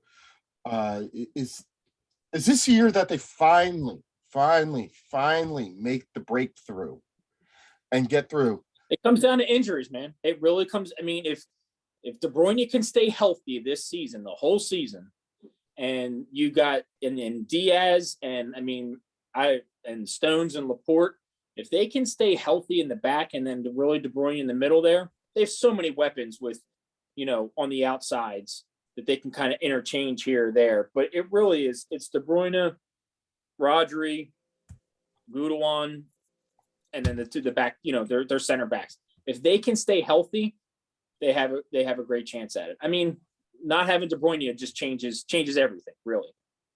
So the When you get last to that question, level. the last question I got was the announcement came out at slightly around the time that Harry Kane said that he was going to stay at Spurs, and we're not even really going to go into the whole entire thing about was Ronaldo going to go to City or not. But what do you make of the announcement from Pep that he's going to step down after the 2023 season? Well, it breaks my heart to hear it, but I was kind of surprised that he renewed his contract. I mean, I think that it's been his way. What does he go 5 years with the team and then he's done 5 years? So whenever he renewed it to make it to bring it to 7, I was ecstatic about it. I mean, I know there's already rumors of like Brendan Rodgers or Pochettino coming back, so I know that they'll bring in a high level coach just because of their money, but I was not happy to see it, but it's kind of inevitable. So, I mean, it's kind of, not that he's not always pushing for the Champions League, but I don't think he's going to outsmart himself over the next 2 years. I think he's going to maybe learn a lesson from the past and say, I got 2 years to break through on Champions League with Man City and, see what's working if they get that far. But I was not happy about it. But again, it comes with the territory, All right, but Larry, we want to thank you for coming on and joining us. And we are going to go across to the other. Thank you very much, gentlemen. You have yourselves a great night. Hey, we'll see you Larry, next- just so you know, love having you on the show. You're a fantastic addition. I'm really glad you're coming on with us. And I want to be on more. Just Mondays are a little bit crazy, but I plan on being more, just kind of throwing my 2 cents in here. Awesome. You guys do a great job. I love being on. Awesome. Thanks, Love man. having you, man. Love having All you. right, guys. Have a good one. We'll go across the other side of Manchester, where the theme song is from Welcome Back, Cotter. Welcome back, welcome back, welcome back. Viva Ronaldo, Viva Ronaldo, running down the wing, yeah, United sing. Viva Ronaldo. Matt, he's back. I know he plays on the left, he plays on the right. That boy Ronaldo, he makes England look shite. Yeah, man, it's great, man. How are you feeling? As a sports story, as a news story, I think is great. And, I've got Ronaldo kits behind me.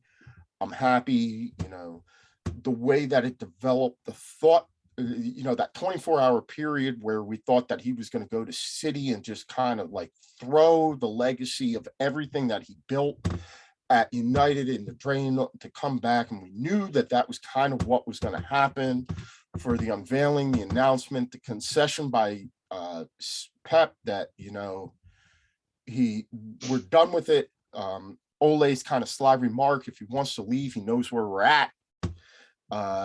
Seeing the WhatsApp chats with Rio and Patrice Evra, hearing about Darren Fletcher talking to him about, come on, we're going to write a new chapter. On the sporting side of things, though, that's where I have the biggest questions, right? We're not getting 25-year-old Ronaldo. Mm. We're not even getting 32-year-old Ronaldo. This Ronaldo is a different beast entirely. He's in great physical condition, right? Peak physical condition, still very capable. 20 goal a year scorer. When I watch how they played against Wolves, I think, okay, well, that's a guy who can come in and break that game open for us. But I still question whether Ronaldo on his own is enough to push them into the upper echelons where they're going to compete for a Premier League title and Champions League right now. I think he will get them a trophy. I think he will keep them in touch of Chelsea and Man City.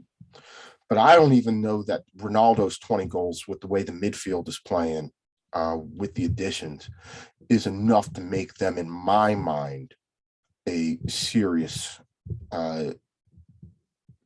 top echelon contender. Yeah, I mean, it's it's kind of funny. I've been reflecting on it today because it's the end of the transfer window, and it's so funny because it is true. We need a defensive midfielder, and that is the thing. But we needed a right winger for so long. We went out and we got Sancho.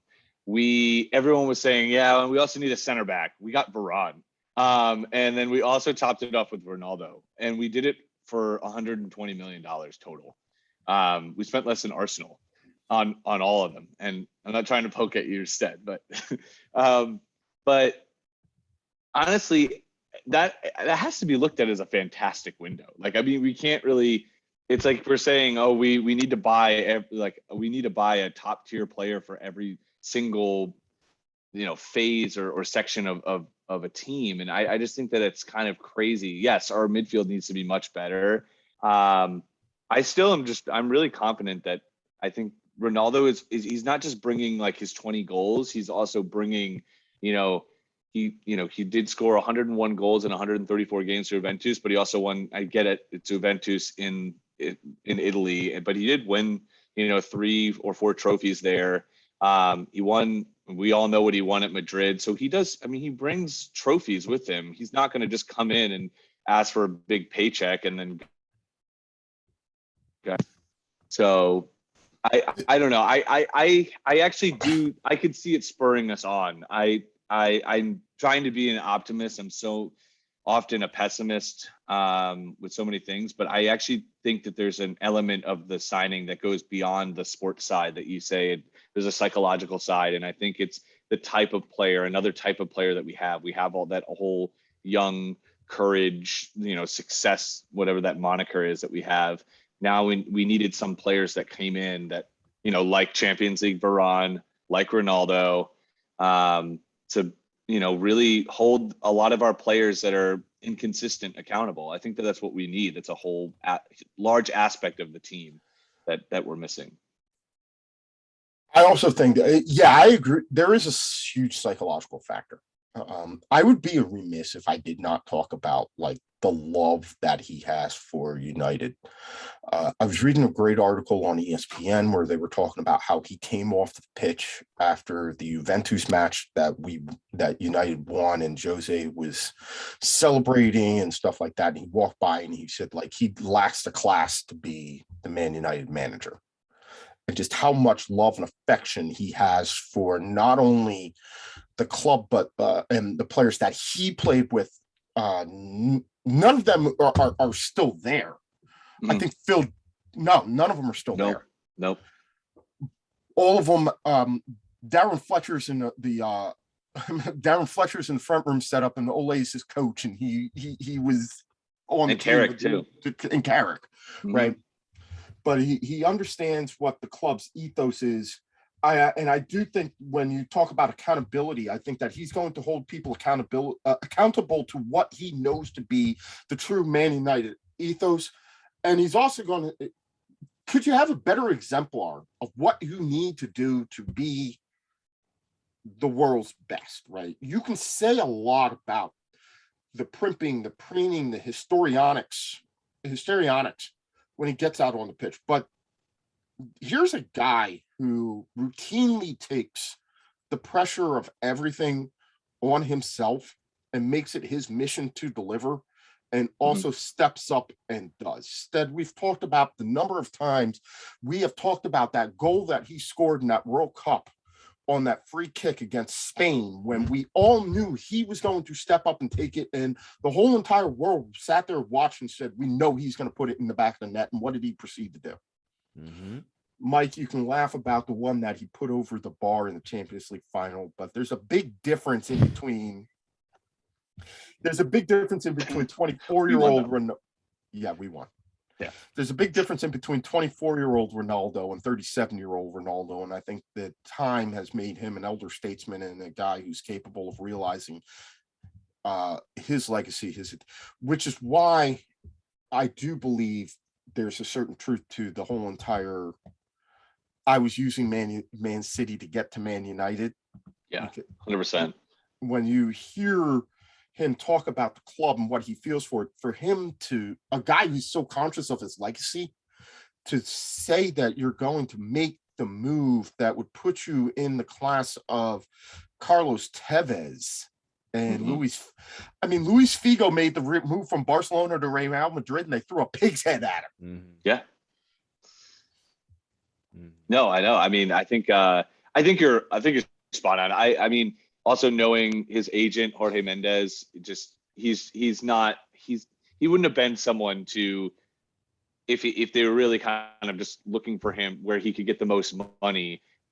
He would have probably done the opposite, right? He would have, if City started stalling, then he would have, drew out, us to just kind of, talk the contract up. I mean, how many times let's be honest. I mean, how many times were we included in possible rumors for Ronaldo when he was at Madrid, and he would just sign a new contract where, he would make $1 billion. So yeah, I mean, I do think there's truth to it. I think there's also truth to Sir Alex calling him up and telling him. I mean, apparently they still talk on a weekly basis and saying you're losing your mind if you're actually going to go to City. So I do think it was close. I do think that if we didn't jump in and the Glazers weren't something came out today, apparently it was, the Glazers were afraid that the fans were going to riot again if they didn't try to get him back. That's because we would have. Yeah, And no, you, we and would. you, and you should have. Yeah, we You should should have. Yeah, we should have. If they were just like, no, yeah. I very clearly said to the other Man United fans on the thread, if he goes to City, it's not, I'll burn all my Ronaldo shirts because he made that decision, but it's clearly a Glazer thing that he wanted to leave Juventus, and you wouldn't stump up that amount of money to bring a club legend back to the club. Come on now. You can't do that. And you would sit idly by. The thought that they would sit idly by while he walked across to the other half of the city. Come on. I know they don't have city money, but you're also not broke. It's not like you're scrounging for change for McDonald's and the sofa cushions. Yeah. Y'all won a Super Bowl last year. You have the money to stump up. Thank you for doing it.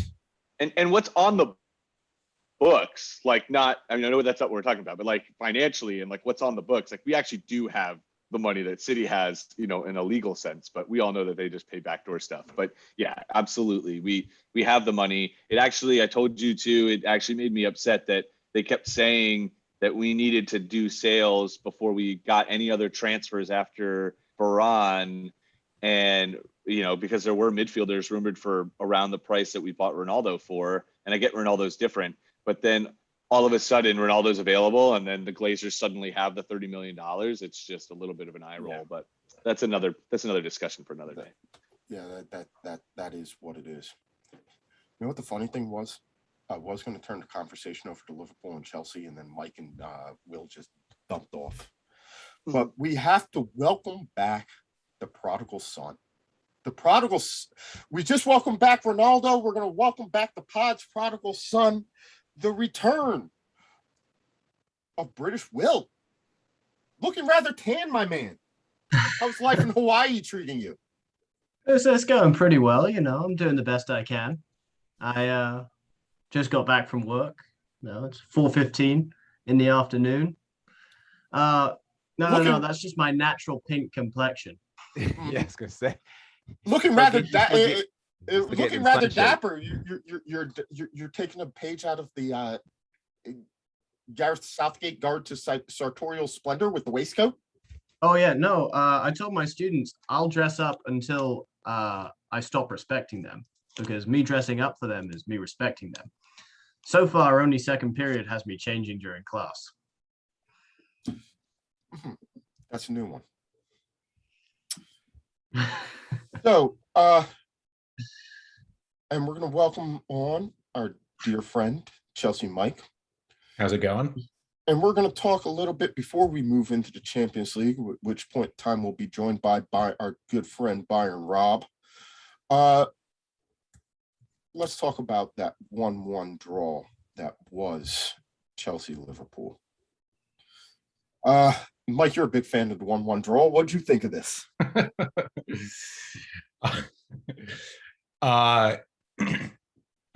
honestly, I'm sure we'll dispute the call.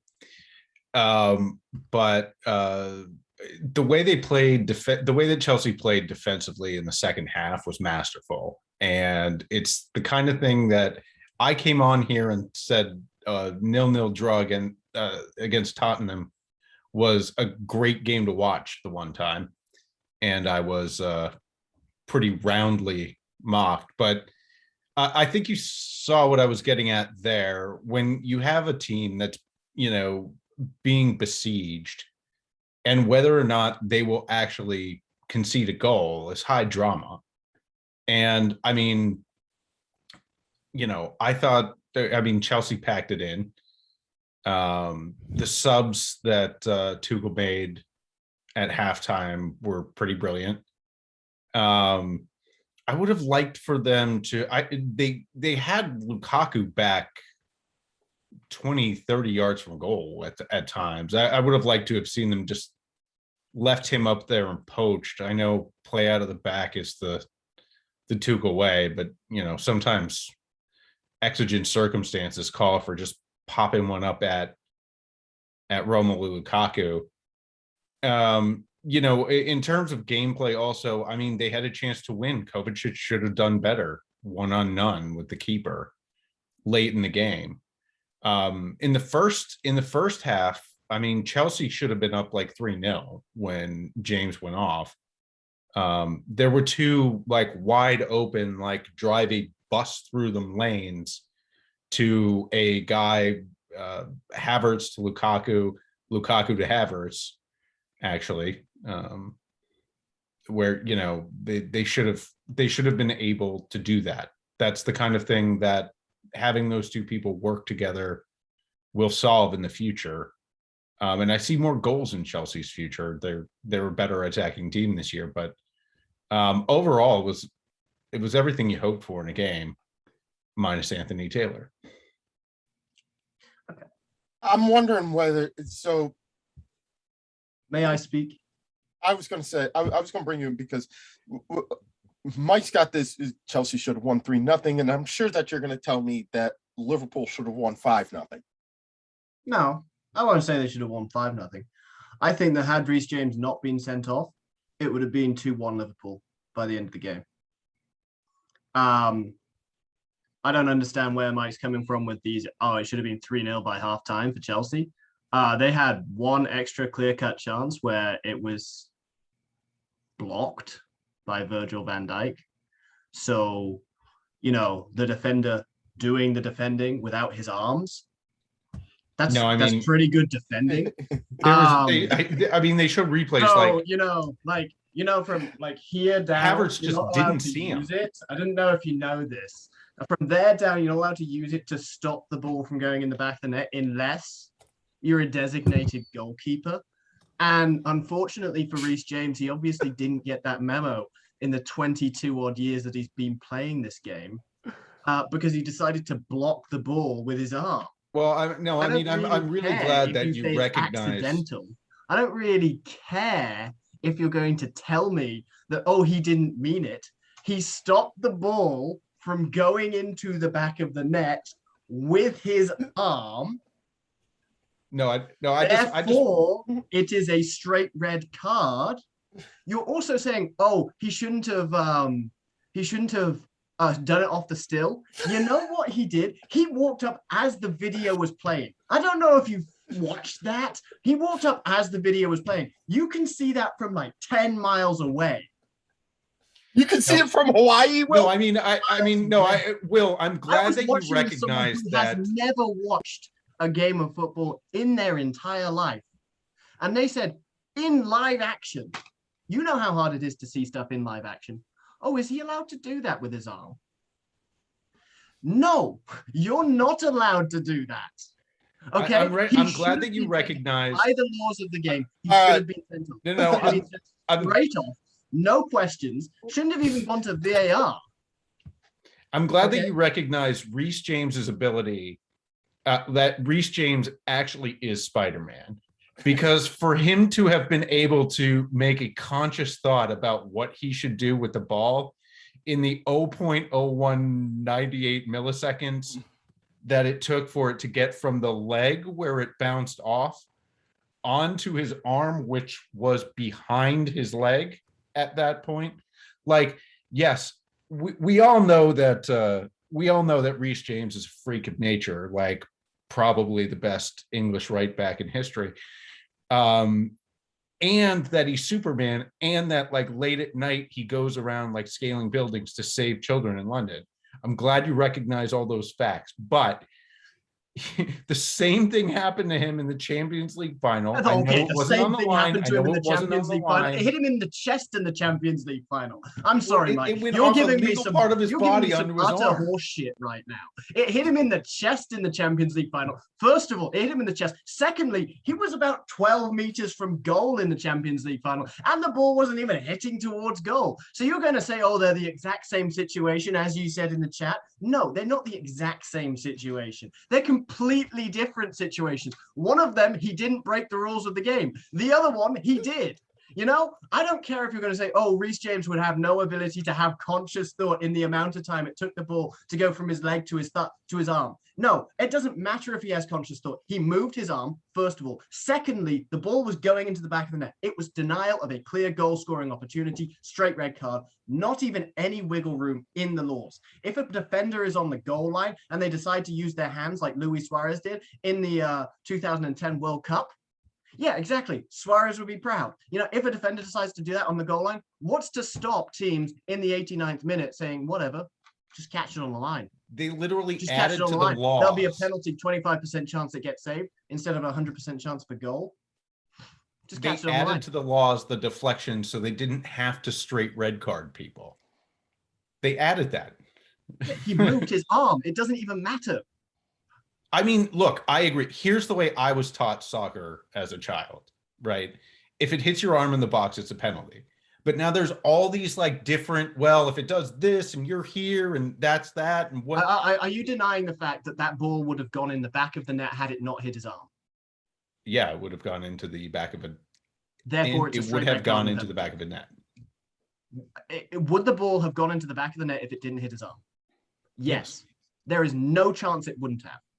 Therefore, it's a straight red card and a penalty. It's as simple as that. And to go back to my point where I think it would have been 2-1 if James hadn't been sent off, Liverpool was pressing, Liverpool was doing well. Liverpool was attacking the game. If Chelsea doesn't decide to put 10 men behind the ball and put Romelu Lukaku as an extra centre-back. What do you mean they were behind? I guess losing 1-0 is doing well for you. But I understand and respect the fact that Chelsea decided to sit back, play back, and defend. I think that's excellent strategy from a team that is one man down at halftime. I think that the tactical substitutions that Tuchel made saved him a point. But I think that if it was 11 on 11, it's going to be 2-1 by the end of the night. Right. And you can deny that and you can argue with it, but it's just the way I saw the game happening. Liverpool was growing into the game. Jota had just come on. You know what Jota can do to a defense when it's not playing as a single entity in the 6-yard box. This was a question I had for you before all the pandemonium. If you're going to bring Jota on before halftime, why not start him? What was the purpose? Firmino's injured. Because Firmino got injured in the 40th minute. He pulled his hamstring. Yeah. I mean, but I think Jota just looked better out there. I think he's looked better all year. I understand why Klopp went with Firmino. Because it's the way that Klopp works. He trusts his 11. And as close as possible, that was his 11. The only person I might have seen in there instead was Harvey Elliott being switched out for James Milner. That would be his 11-11. That's his go-to Champions League final winning 11. So that's the only person I'd see different. I personally would have hoped to see Jota starting, and we're going to see Jota starting probably for the next few games. But I think that Firmino does a very valuable thing, especially when you have the centre-back pairing that you have right now with Matip and Van Dijk. Because Firmino, his link-up play is better than anyone's on Liverpool. And that's what he does. He links up the defense to the attack. When Liverpool is playing through a team, they put it through Firmino. Firmino finds a midfielder. The midfielder finds a right or left back. Right or left back puts it into the box. Liverpool score.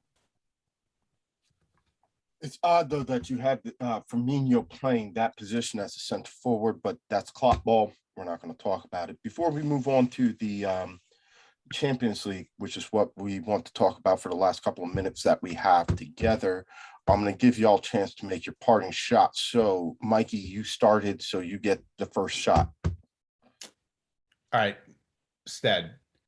Now, you explained how you're not confident with Arteta, about, everything's a mess.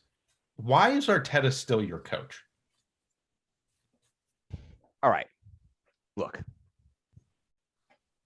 asking an Arsenal fan right now why Arteta is the coach is not fair.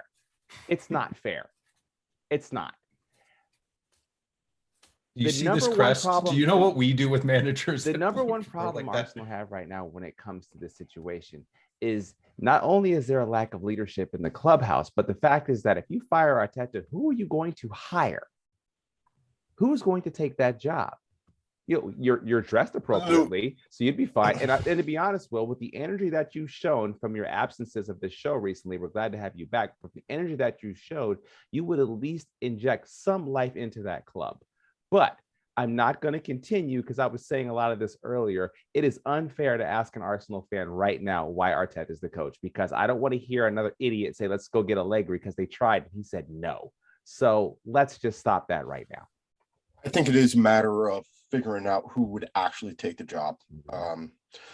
Look, Arteta's got until the next international break at this point. However many games that is for them. He's got until the next international break. If we get to the next international break, yeah, Will, I agree with you. I don't know. I think if Wenger, can you come back and do it? And he probably would. Yeah, 73. That's a good idea. I think if they drop points to Norwich. Well, okay, let's be honest. Let's move on to Champions League because I don't want to talk about this. Let's talk about the Champions League. Hey, it's Bayern Rob. Yeah, we finally got Bayern Rob to wake up. I've been here. I've been enjoying the banter over here. It's been fun. Rob, the collector of all the great jerseys. As I turn slightly to the side so you can see the latest collection edition of my collection. Very nice, very nice. Yeah, Champions League draw came out. We talked to Larry, the insurance guy and our resident City fan, about Group A, which really, I'm not going to lie, looks like the group of death with Man City, PSG, and Leipzig. I want to get, Will, your thoughts on Group B. AC Milan, Atletico Madrid, the Spanish champions, Liverpool, and they may not have won last year, but 2 out of every 3 years it's Porto and Portugal. What did you think of your draw with Group B? I would say that Group B is actually the group of death. I'd say that Group A, it's a tough group, but I would say Group B, on average, is a better group. Based on the difficulty of playing the opponents. Group A, no disrespect to Club Brugge, but there is one team in that group where you can say pretty comfortably, I'm getting 6 points off them. You can say that pretty comfortably. You say I win at home or away. You might get a draw away, but you're getting at least 4 points in that group if you're not Club Brugge. Playing against Atletico Madrid, who knows? Mike, you said it last year. Right as we were going into the pandemic. That's the one team in the world where anyone can win. That's just not, anyone can lose. That's the team in the world where anyone can lose to them. Doesn't matter who you are. Porto, they didn't win last year, but they're always quality. There's a reason that Portuguese league replaced the French league as the 5th league in the world. Because of Porto, because of the likes of the teams that are at the top of that league. It's not the teams that are at the bottom, it's the likes of the teams that are at the top and the players they're producing and the way they play. AC Milan, they did damn good last year. They're doing very good right now. They're going to do well again this year. They're going to challenge. It's going to be difficult to play them, at least at home. And then Liverpool. I would say they're one of the top 4 teams in the world. Pretty difficult to play them. Anfield Knights. Exactly. So that group is tough. That group also has 15 collective titles in it, whereas Group A has 0. 15-0. So I will definitely I'll admit you have convinced me when you talked about that. And you know what it was when you talked about the fact, like, you can't go to any one of these places and be guaranteed a win. You know, PSG, City, Leipzig, it's top heavy. Right. But with Bruges, I think any one of those 3, you're right, feels like they can go and get 4 points off of that. I don't know that you can say the same with that group. So given that, how do you, I know that you're going to put Liverpool winning this group. Someone knows me quite well. I know that you're going to put Liverpool winning this group. I will give you a shot to put your prediction for this group. And then I'll give the other 3 guys a chance to retort to this. How do you see that group shaking out? I know that you have Liverpool on 18 points, but I don't think that's going to happen. So let's be realistic. So can I tell you how I want it to go and then how I think it will go? I think you want it to go that they win every game 5-0, and they come out with 18 points and a goal differential of 50. That would be nice. But I think what's going to happen in the group is Liverpool is going to win all 3 home games and win 1 and 2, draw 2 away. So that's 11 points. 11 points, yeah. I think 11 to 12 points is about what you can expect from Liverpool. I want Atletico Madrid to just shit the bed and get knocked out of the Champions League. I think they will come second in the group, and then it will be AC Milan and then Porto. My dream would be Liverpool, AC Milan, Porto, Atletico. Rob, I hate AC Milan. I hate Atletico Madrid. I know you hate everyone with a pulse should hate Atletico Madrid. Except for that time that they put y'all out of the Champions League and AC Milan beat y'all in the Champions League final. So if we beat them the year before, we were still drunk. Rob, how do you see this group going? Look, I mean, I don't know what Will's talking about, but I like Atletico Madrid. All right. I will go to war and die for Diego Simeone. I'm sorry. The guy is just a master motivator.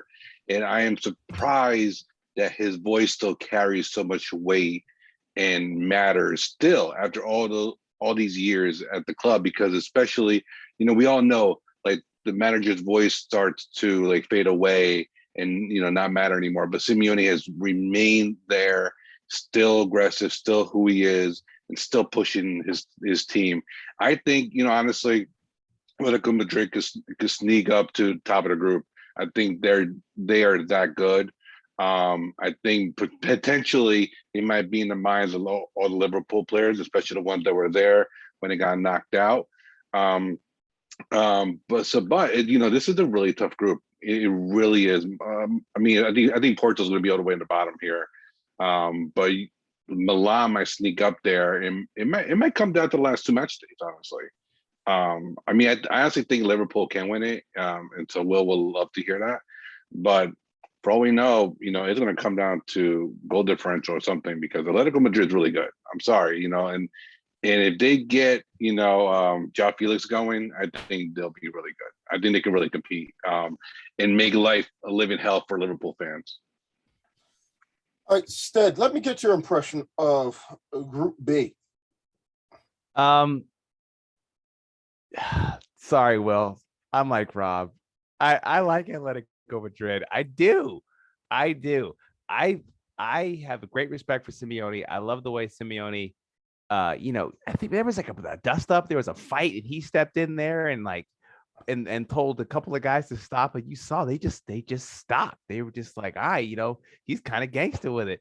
And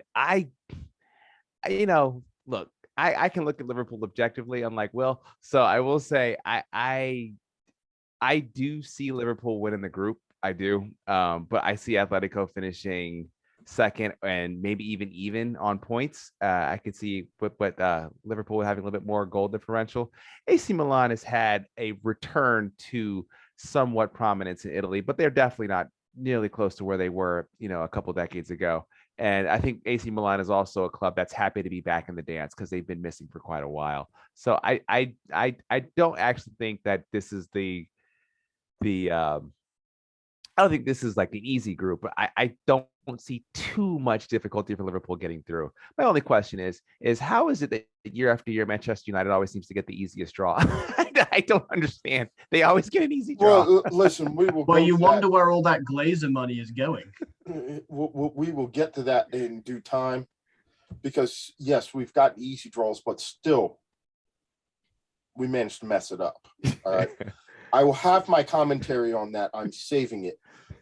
Chelsea Mike, give us your thoughts on Group B. I'm with Will. I like fighting with Will. Like, I respect him a lot, though. He's fun to jostle with. I think most of us would agree that probably the best three teams in the world, regardless of how you rank them, are Chelsea, Man City, Liverpool. I would disagree, but okay. It's another show, but anyway, I'm sure Bayern Rob would disagree too. Yeah, well, probably Arsenal. So the only two people who might say Arsenal, Liverpool, and Chelsea, or I'm sorry, Man City, Chelsea, and Liverpool are you, Will, and Larry, the insurance guy. Look, if we can just say that Liverpool, City, Chelsea, Bayern, and PSG are currently the top 5 best teams in the world, I think we all can agree in some order that's the case. Nope, I will never, ever pick PSG. Ever. Never. Not until they win a Champions League. I will never pick PSG. And the fact their league is now 6th in Europe, that team is crap because they play in a crap league. And even though you saw the Uber Eats team of the week had 4 players from Marseille, that league is crap. I'm going to pick Benfica over. I'll pick PSG. No, so all right. Apparently, we can't even agree on that. All right, so Mike, continue. Look, I've got Liverpool winning the group. I think, Champions League matters a lot more on the Iberian Peninsula than it does other places. Seemingly, I know it matters a lot, but they just always seem to want it more. Porto last year was Chelsea's greatest challenge in the knockout rounds. Obviously not including the final, but in the two-stage games. You know what? I think this group is going to be crazy, and I think it's going to be low scoring in terms of total points, just because they're beating up on each other so much. There's going to be a lot of draws. Give me Porto to squeak through. I'll take Milan 4th too, but I think something weird is going to happen in this group. I can agree with that. I can agree with that. I think 10 points wins this group. I think if you can get to 10, it wins this group.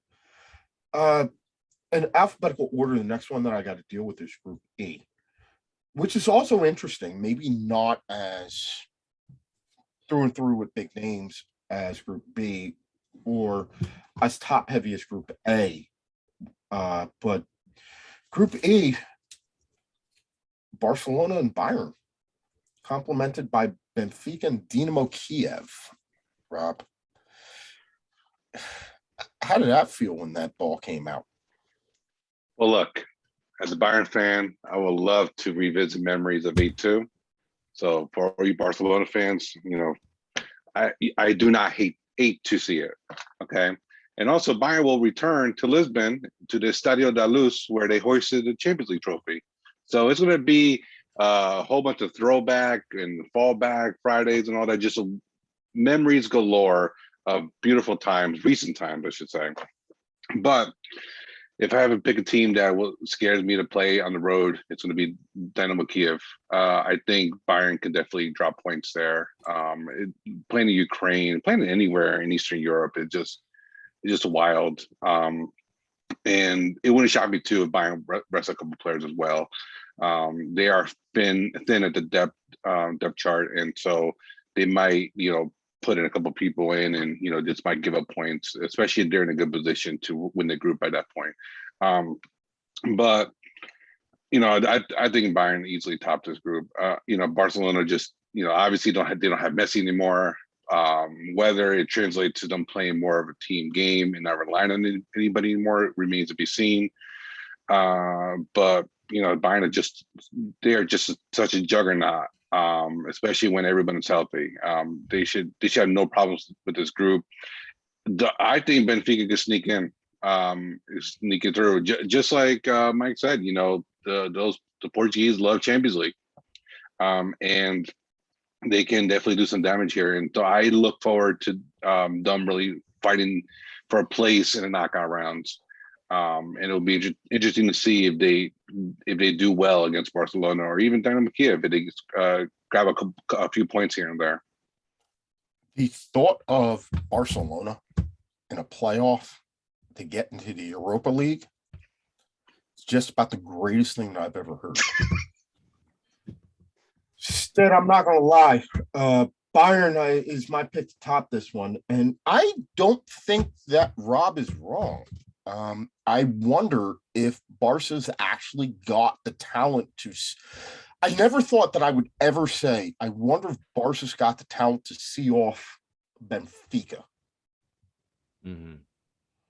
I think Barcelona couldn't be happier with the draw that they have. They couldn't be happier unless they happen to be in Group F. But it's I don't they're in such disarray, and I see them paying much more attention to La Liga this year. And I could see Bayern and Benfica going through. I could see Bayern and Dinamo Kiev going through, to be honest with you. I think Bayern's going to get 18 points, though. I don't think there's going to be much of a thing there. I think the other teams are going to be looking to beat up on each other and just go, look, let's not waste our time with Bayern. Bayern's going through anyway. Let's see if we can squeak that second position. So I would not be shocked at all to even see Barcelona not be the best third place, not be one of the top third place teams to get to Europa League. I could even see that being a possibility. I did not expect that hot take. All right, Hey, Will. I'm feeling good. I said that Sheffield was going to get relegated, and I did. So I got to try something else. We're either going to be right or we're going to be wrong. Yeah. Will. Are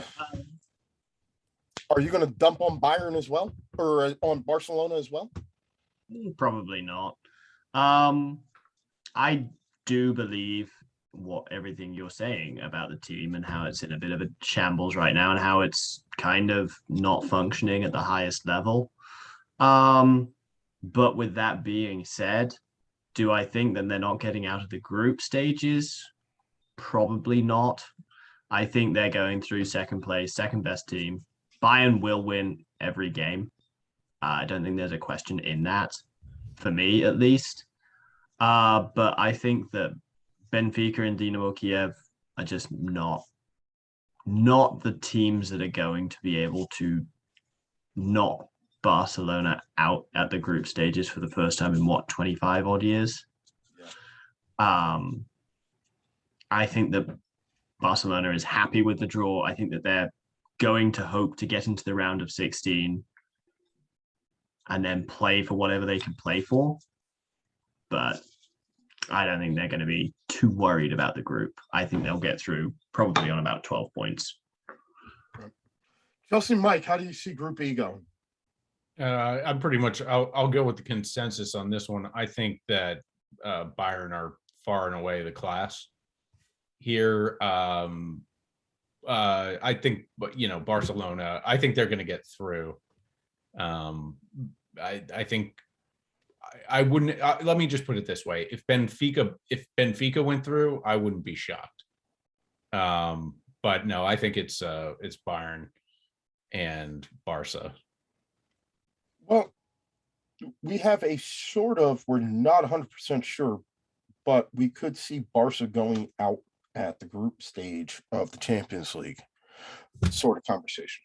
All right, we're going to turn our attention to Group F, which gives the collective a chance to fire a whole bunch of shots at me over Manchester United's seemingly easy group.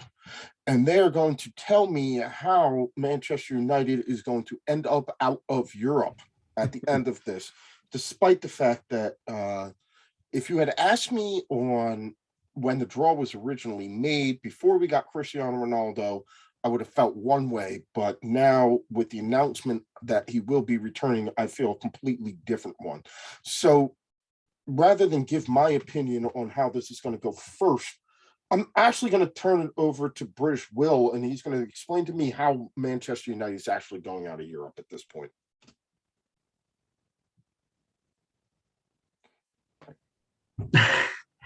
I could. I don't believe it, but I could. Do you want me to? No, tell me what you actually believe. Stead's got to get to bed eventually, so I don't have time to go. I don't through have all... kids yet. I'm good. Okay. So I believe that Manchester United is going to get through. They're going to have a pretty easy group stages. They're going to win the group, I think. And I think that anything less than winning the group is kind of a bit of a bad showing from them. I think that what they're going to be looking at is the most goals scored in the group stages, which is currently held by a certain Liverpool team. And I think they're going to try and hit that. I don't think they're going to reach it because Liverpool scored 7 2 times, 5 another time in that group stages. So I don't think they're going to make it to that point. I don't think that they should be dropping points. And if they do, they should be looking at themselves in the mirror and thinking, we should have played a bit harder. I would agree, other than the fact that I don't think that they'll target Liverpool's group stage record. I don't think this group is set up for that. Mike, give me your best shot. Well, you guys always seem to end up in the Europa League. Who even remembers how it happened? But in a very keen twist of irony, they put you in the group with Villarreal. So United had to get their revenge at some point in time. Yeah. All right. Tell me how United's not gonna make it out of this. I mean, they have to play Villarreal twice. I mean, that's 6 points dropped. Atalanta, currently sitting in 9th in Serie A. I mean, it's right about Man U's level of talent. And the young boys, Swiss side.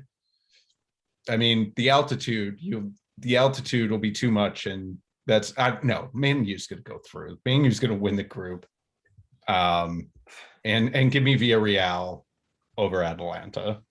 Bayern Rob, what do you got? It's United's group. I mean, they have so much depth. I'm sorry, they can win it. I think, and it's going to be Villarreal number 2. I think Atalanta, who has some recent Champions League experience, I think they'll have some points here and there, but no challenge whatsoever to get to second place and top Villarreal. And it's United's group. I'm sorry, they're too loaded. They've been working really well together. This is their group, and honestly, they better hope that they win this group, because if they don't win the group, and then you have to play one of the group winners and somewhere else in the next round, that can be really, really difficult. For all we know, they could play the City, a PSG, or Bayern or whatever. So you don't want that to happen at all. So you got to win the group and make up for the Europa League loss. You definitely got to do that. You got to hope. I mean, but when we look at the groups, there are going to be some really good teams that finish second. I mean, you got to pick one of well, if Man City finished second, then you couldn't play them, but it could be PSG, conceivably Atletico Madrid, Dortmund. Nah, not Dortmund. I think they're pretty good.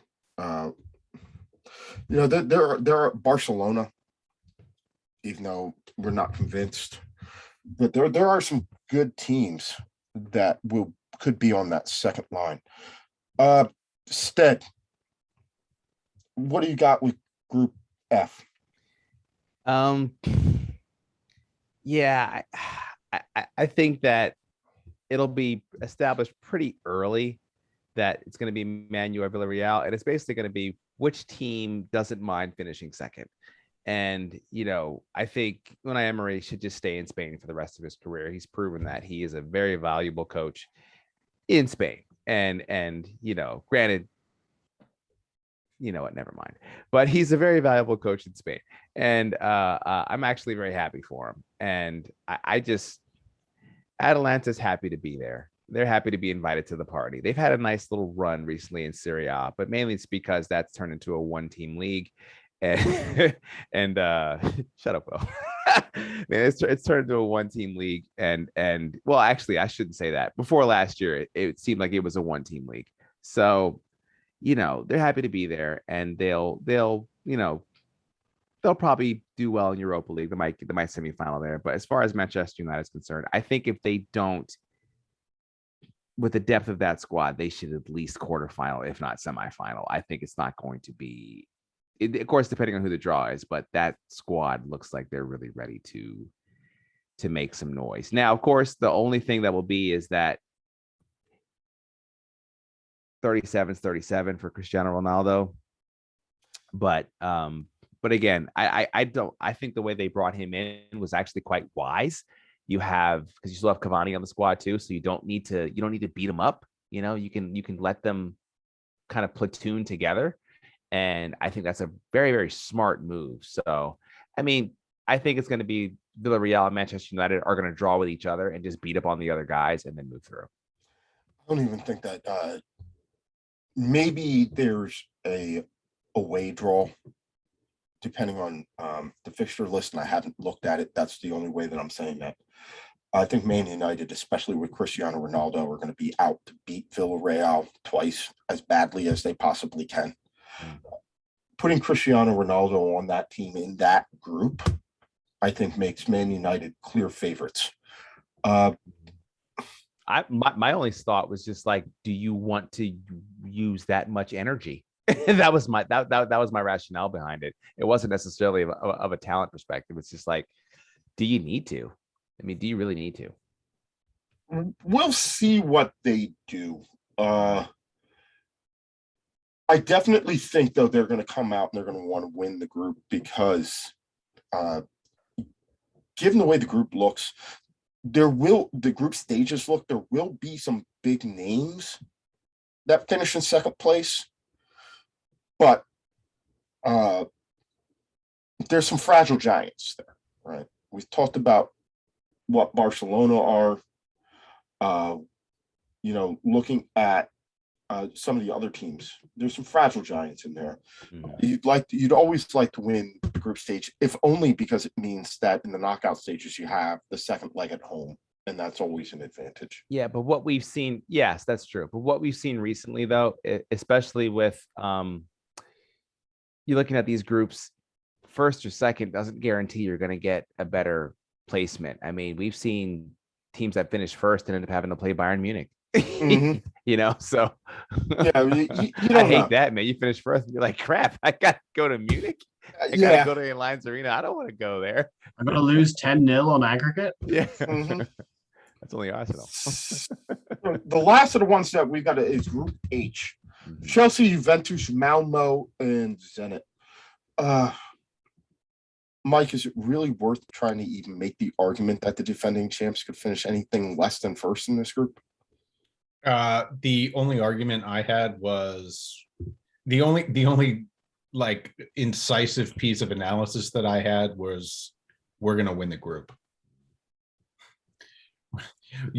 You here, let me dive deeper. Juve minus Ronaldo, currently bottom half of the table in Italy. And finished Early. fourth. And finished fourth last year. Mm-hmm. Malmo, Swedish champs, Sweden. And Still waiting for St. Zlatan to come Petersburg. back. I mean, there's going to be some. There's going to be some 43 playing for that club. There's going to be some. Yeah. There's going to be some fun scenic trips. Nothing like Sweden in December. Yeah, I mean, maybe when they go out to St. Petersburg, they can tour the Winter Palace. Maybe along the way they can. You know what they say. When you come to St. Petersburg and you play in Russia, it's going to be a fun time for your team. by the way, the draw Apart was from the fact so. that it's owned by a Russian, so of course it's going to be a rigged draw. I mean, that's what I'm going to say. You're going to discover some corruption scandal. It's going to be great. We're going to get the return of Chelsea this time, maybe. Yeah, but no, that's my prediction as well. Chelsea wins the group. Juve second, Malmo third, St. Petersburg fourth. I mean, I'll take Zenit second. Actually, Russian champions play some half decent competition with bot players littering their teams. I mean, I just don't think Juve is. I don't know that they're in a winning way right now. Yeah. And I just don't think Malmo. I mean, God bless them. I just don't think. I mean, who knows? Maybe they're the surprise of the group stage, and Man U will draw them in the knockout round. Rock on. Bayern Rob, anything other than Chelsea winning this group? I think Juve, so there's the old saying that like sometimes there's addition by subtraction, and sometimes Ronaldo's such a big personality that potentially maybe they will gather more of the team and play more of a team ball now that he's not there no more. It's kind of tough to, he's such a dominant figure on the pitch, but like, he does it really, really upset you sometimes when, he's like, pass me the ball. Like, I didn't get the ball. And then like, he throws his arms up in the air, and it kind of can be a little bit discouraging unless you're a true pro and, you give two shits about it. Wait, are you calling Cristiano Ronaldo a diva? No, I would never do that. No. But I think Juve have a decent shot to do well. I think Chelsea is definitely going to win the group. But it's going to be tough to play in places like St. Petersburg. Russia is just really, really tough to play. I mean, they have packed stadiums in the middle of the pandemic. All right, like Jesus, like so. Imagine that. You're so used to empty stadiums, and all of a sudden you have to deal with like 50,000 people. So that's gonna be interesting. And other than that, the only reason I'm kind of gonna watch Malmo a little bit is because there's a Peruvian on there by Sergio Pena. That's really about it. Chelsea win it. With ease. Lukaku probably scoring 6 goals in the group stage. All right, Stead, you got the final word on this one. Chelsea with 18. That's what I'm saying. I don't see any competition at all. I personally, I don't think. Well, okay, I'll say Chelsea with 16. I don't think Juve is going to actually push too much on that game either. I think Juve is going to go, let's not kill ourselves with this one. Let's go ahead and just get the points we need from the other two clubs, because I just don't see much competition coming from them. If they can steal a draw and going to Russia, then fine. But I mean, I just don't see much happening. I see Chelsea getting drawn with Bayern Munich though in the second round. All right. So, of the groups that we did not talk about on the show, specifically Group C, which features Ajax, Besiktas, Dortmund, and Sporting, does anybody see anything other than Dortmund with that group? No, absolutely not. That's the easiest group out of all of them. The only- And I actually finished second. I was actually going to say group. I thought Group G was the easiest with Lille, Salzburg, Sevilla. yeah. Just Salzburg, though. Salzburg can beat you. They'll beat Yeah. you. Yeah, they'll beat you. I mean, mean, Sevilla should go through pretty easily, but they'll beat you.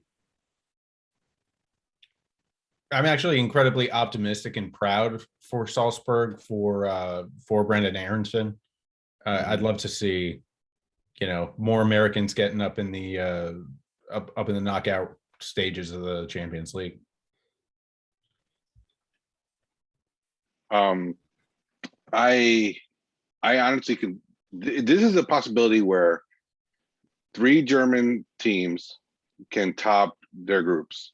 Bayern can top their group, and Dortmund can top the group, and potentially Wolfsburg can top the group. Because honestly, I mean, Sevilla is really good. I think they really have a lot of experience, but Wolfsburg, they're playing really well. Shockingly enough, I know it's only 3 matches so far, but they've been doing. They got 9 points. They lead the Bundesliga already. So whether they can stretch themselves a little bit to also compete in Europe is a different story. But it's potential. But I think Sevilla tops that group. I think they're just so talented and good.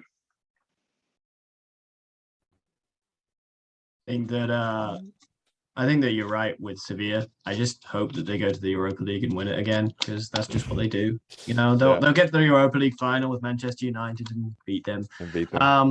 But no, I think that Sevilla goes through, probably tops, and then Wolfsburg second, and who even remembers what the other 2 clubs are?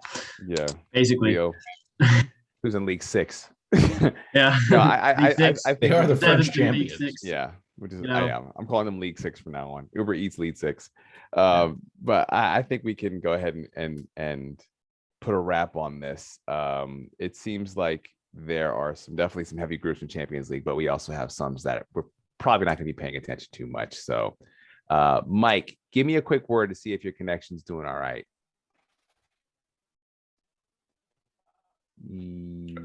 Yeah. Me? All right. Chelsea, Mike? No. Host Mike. All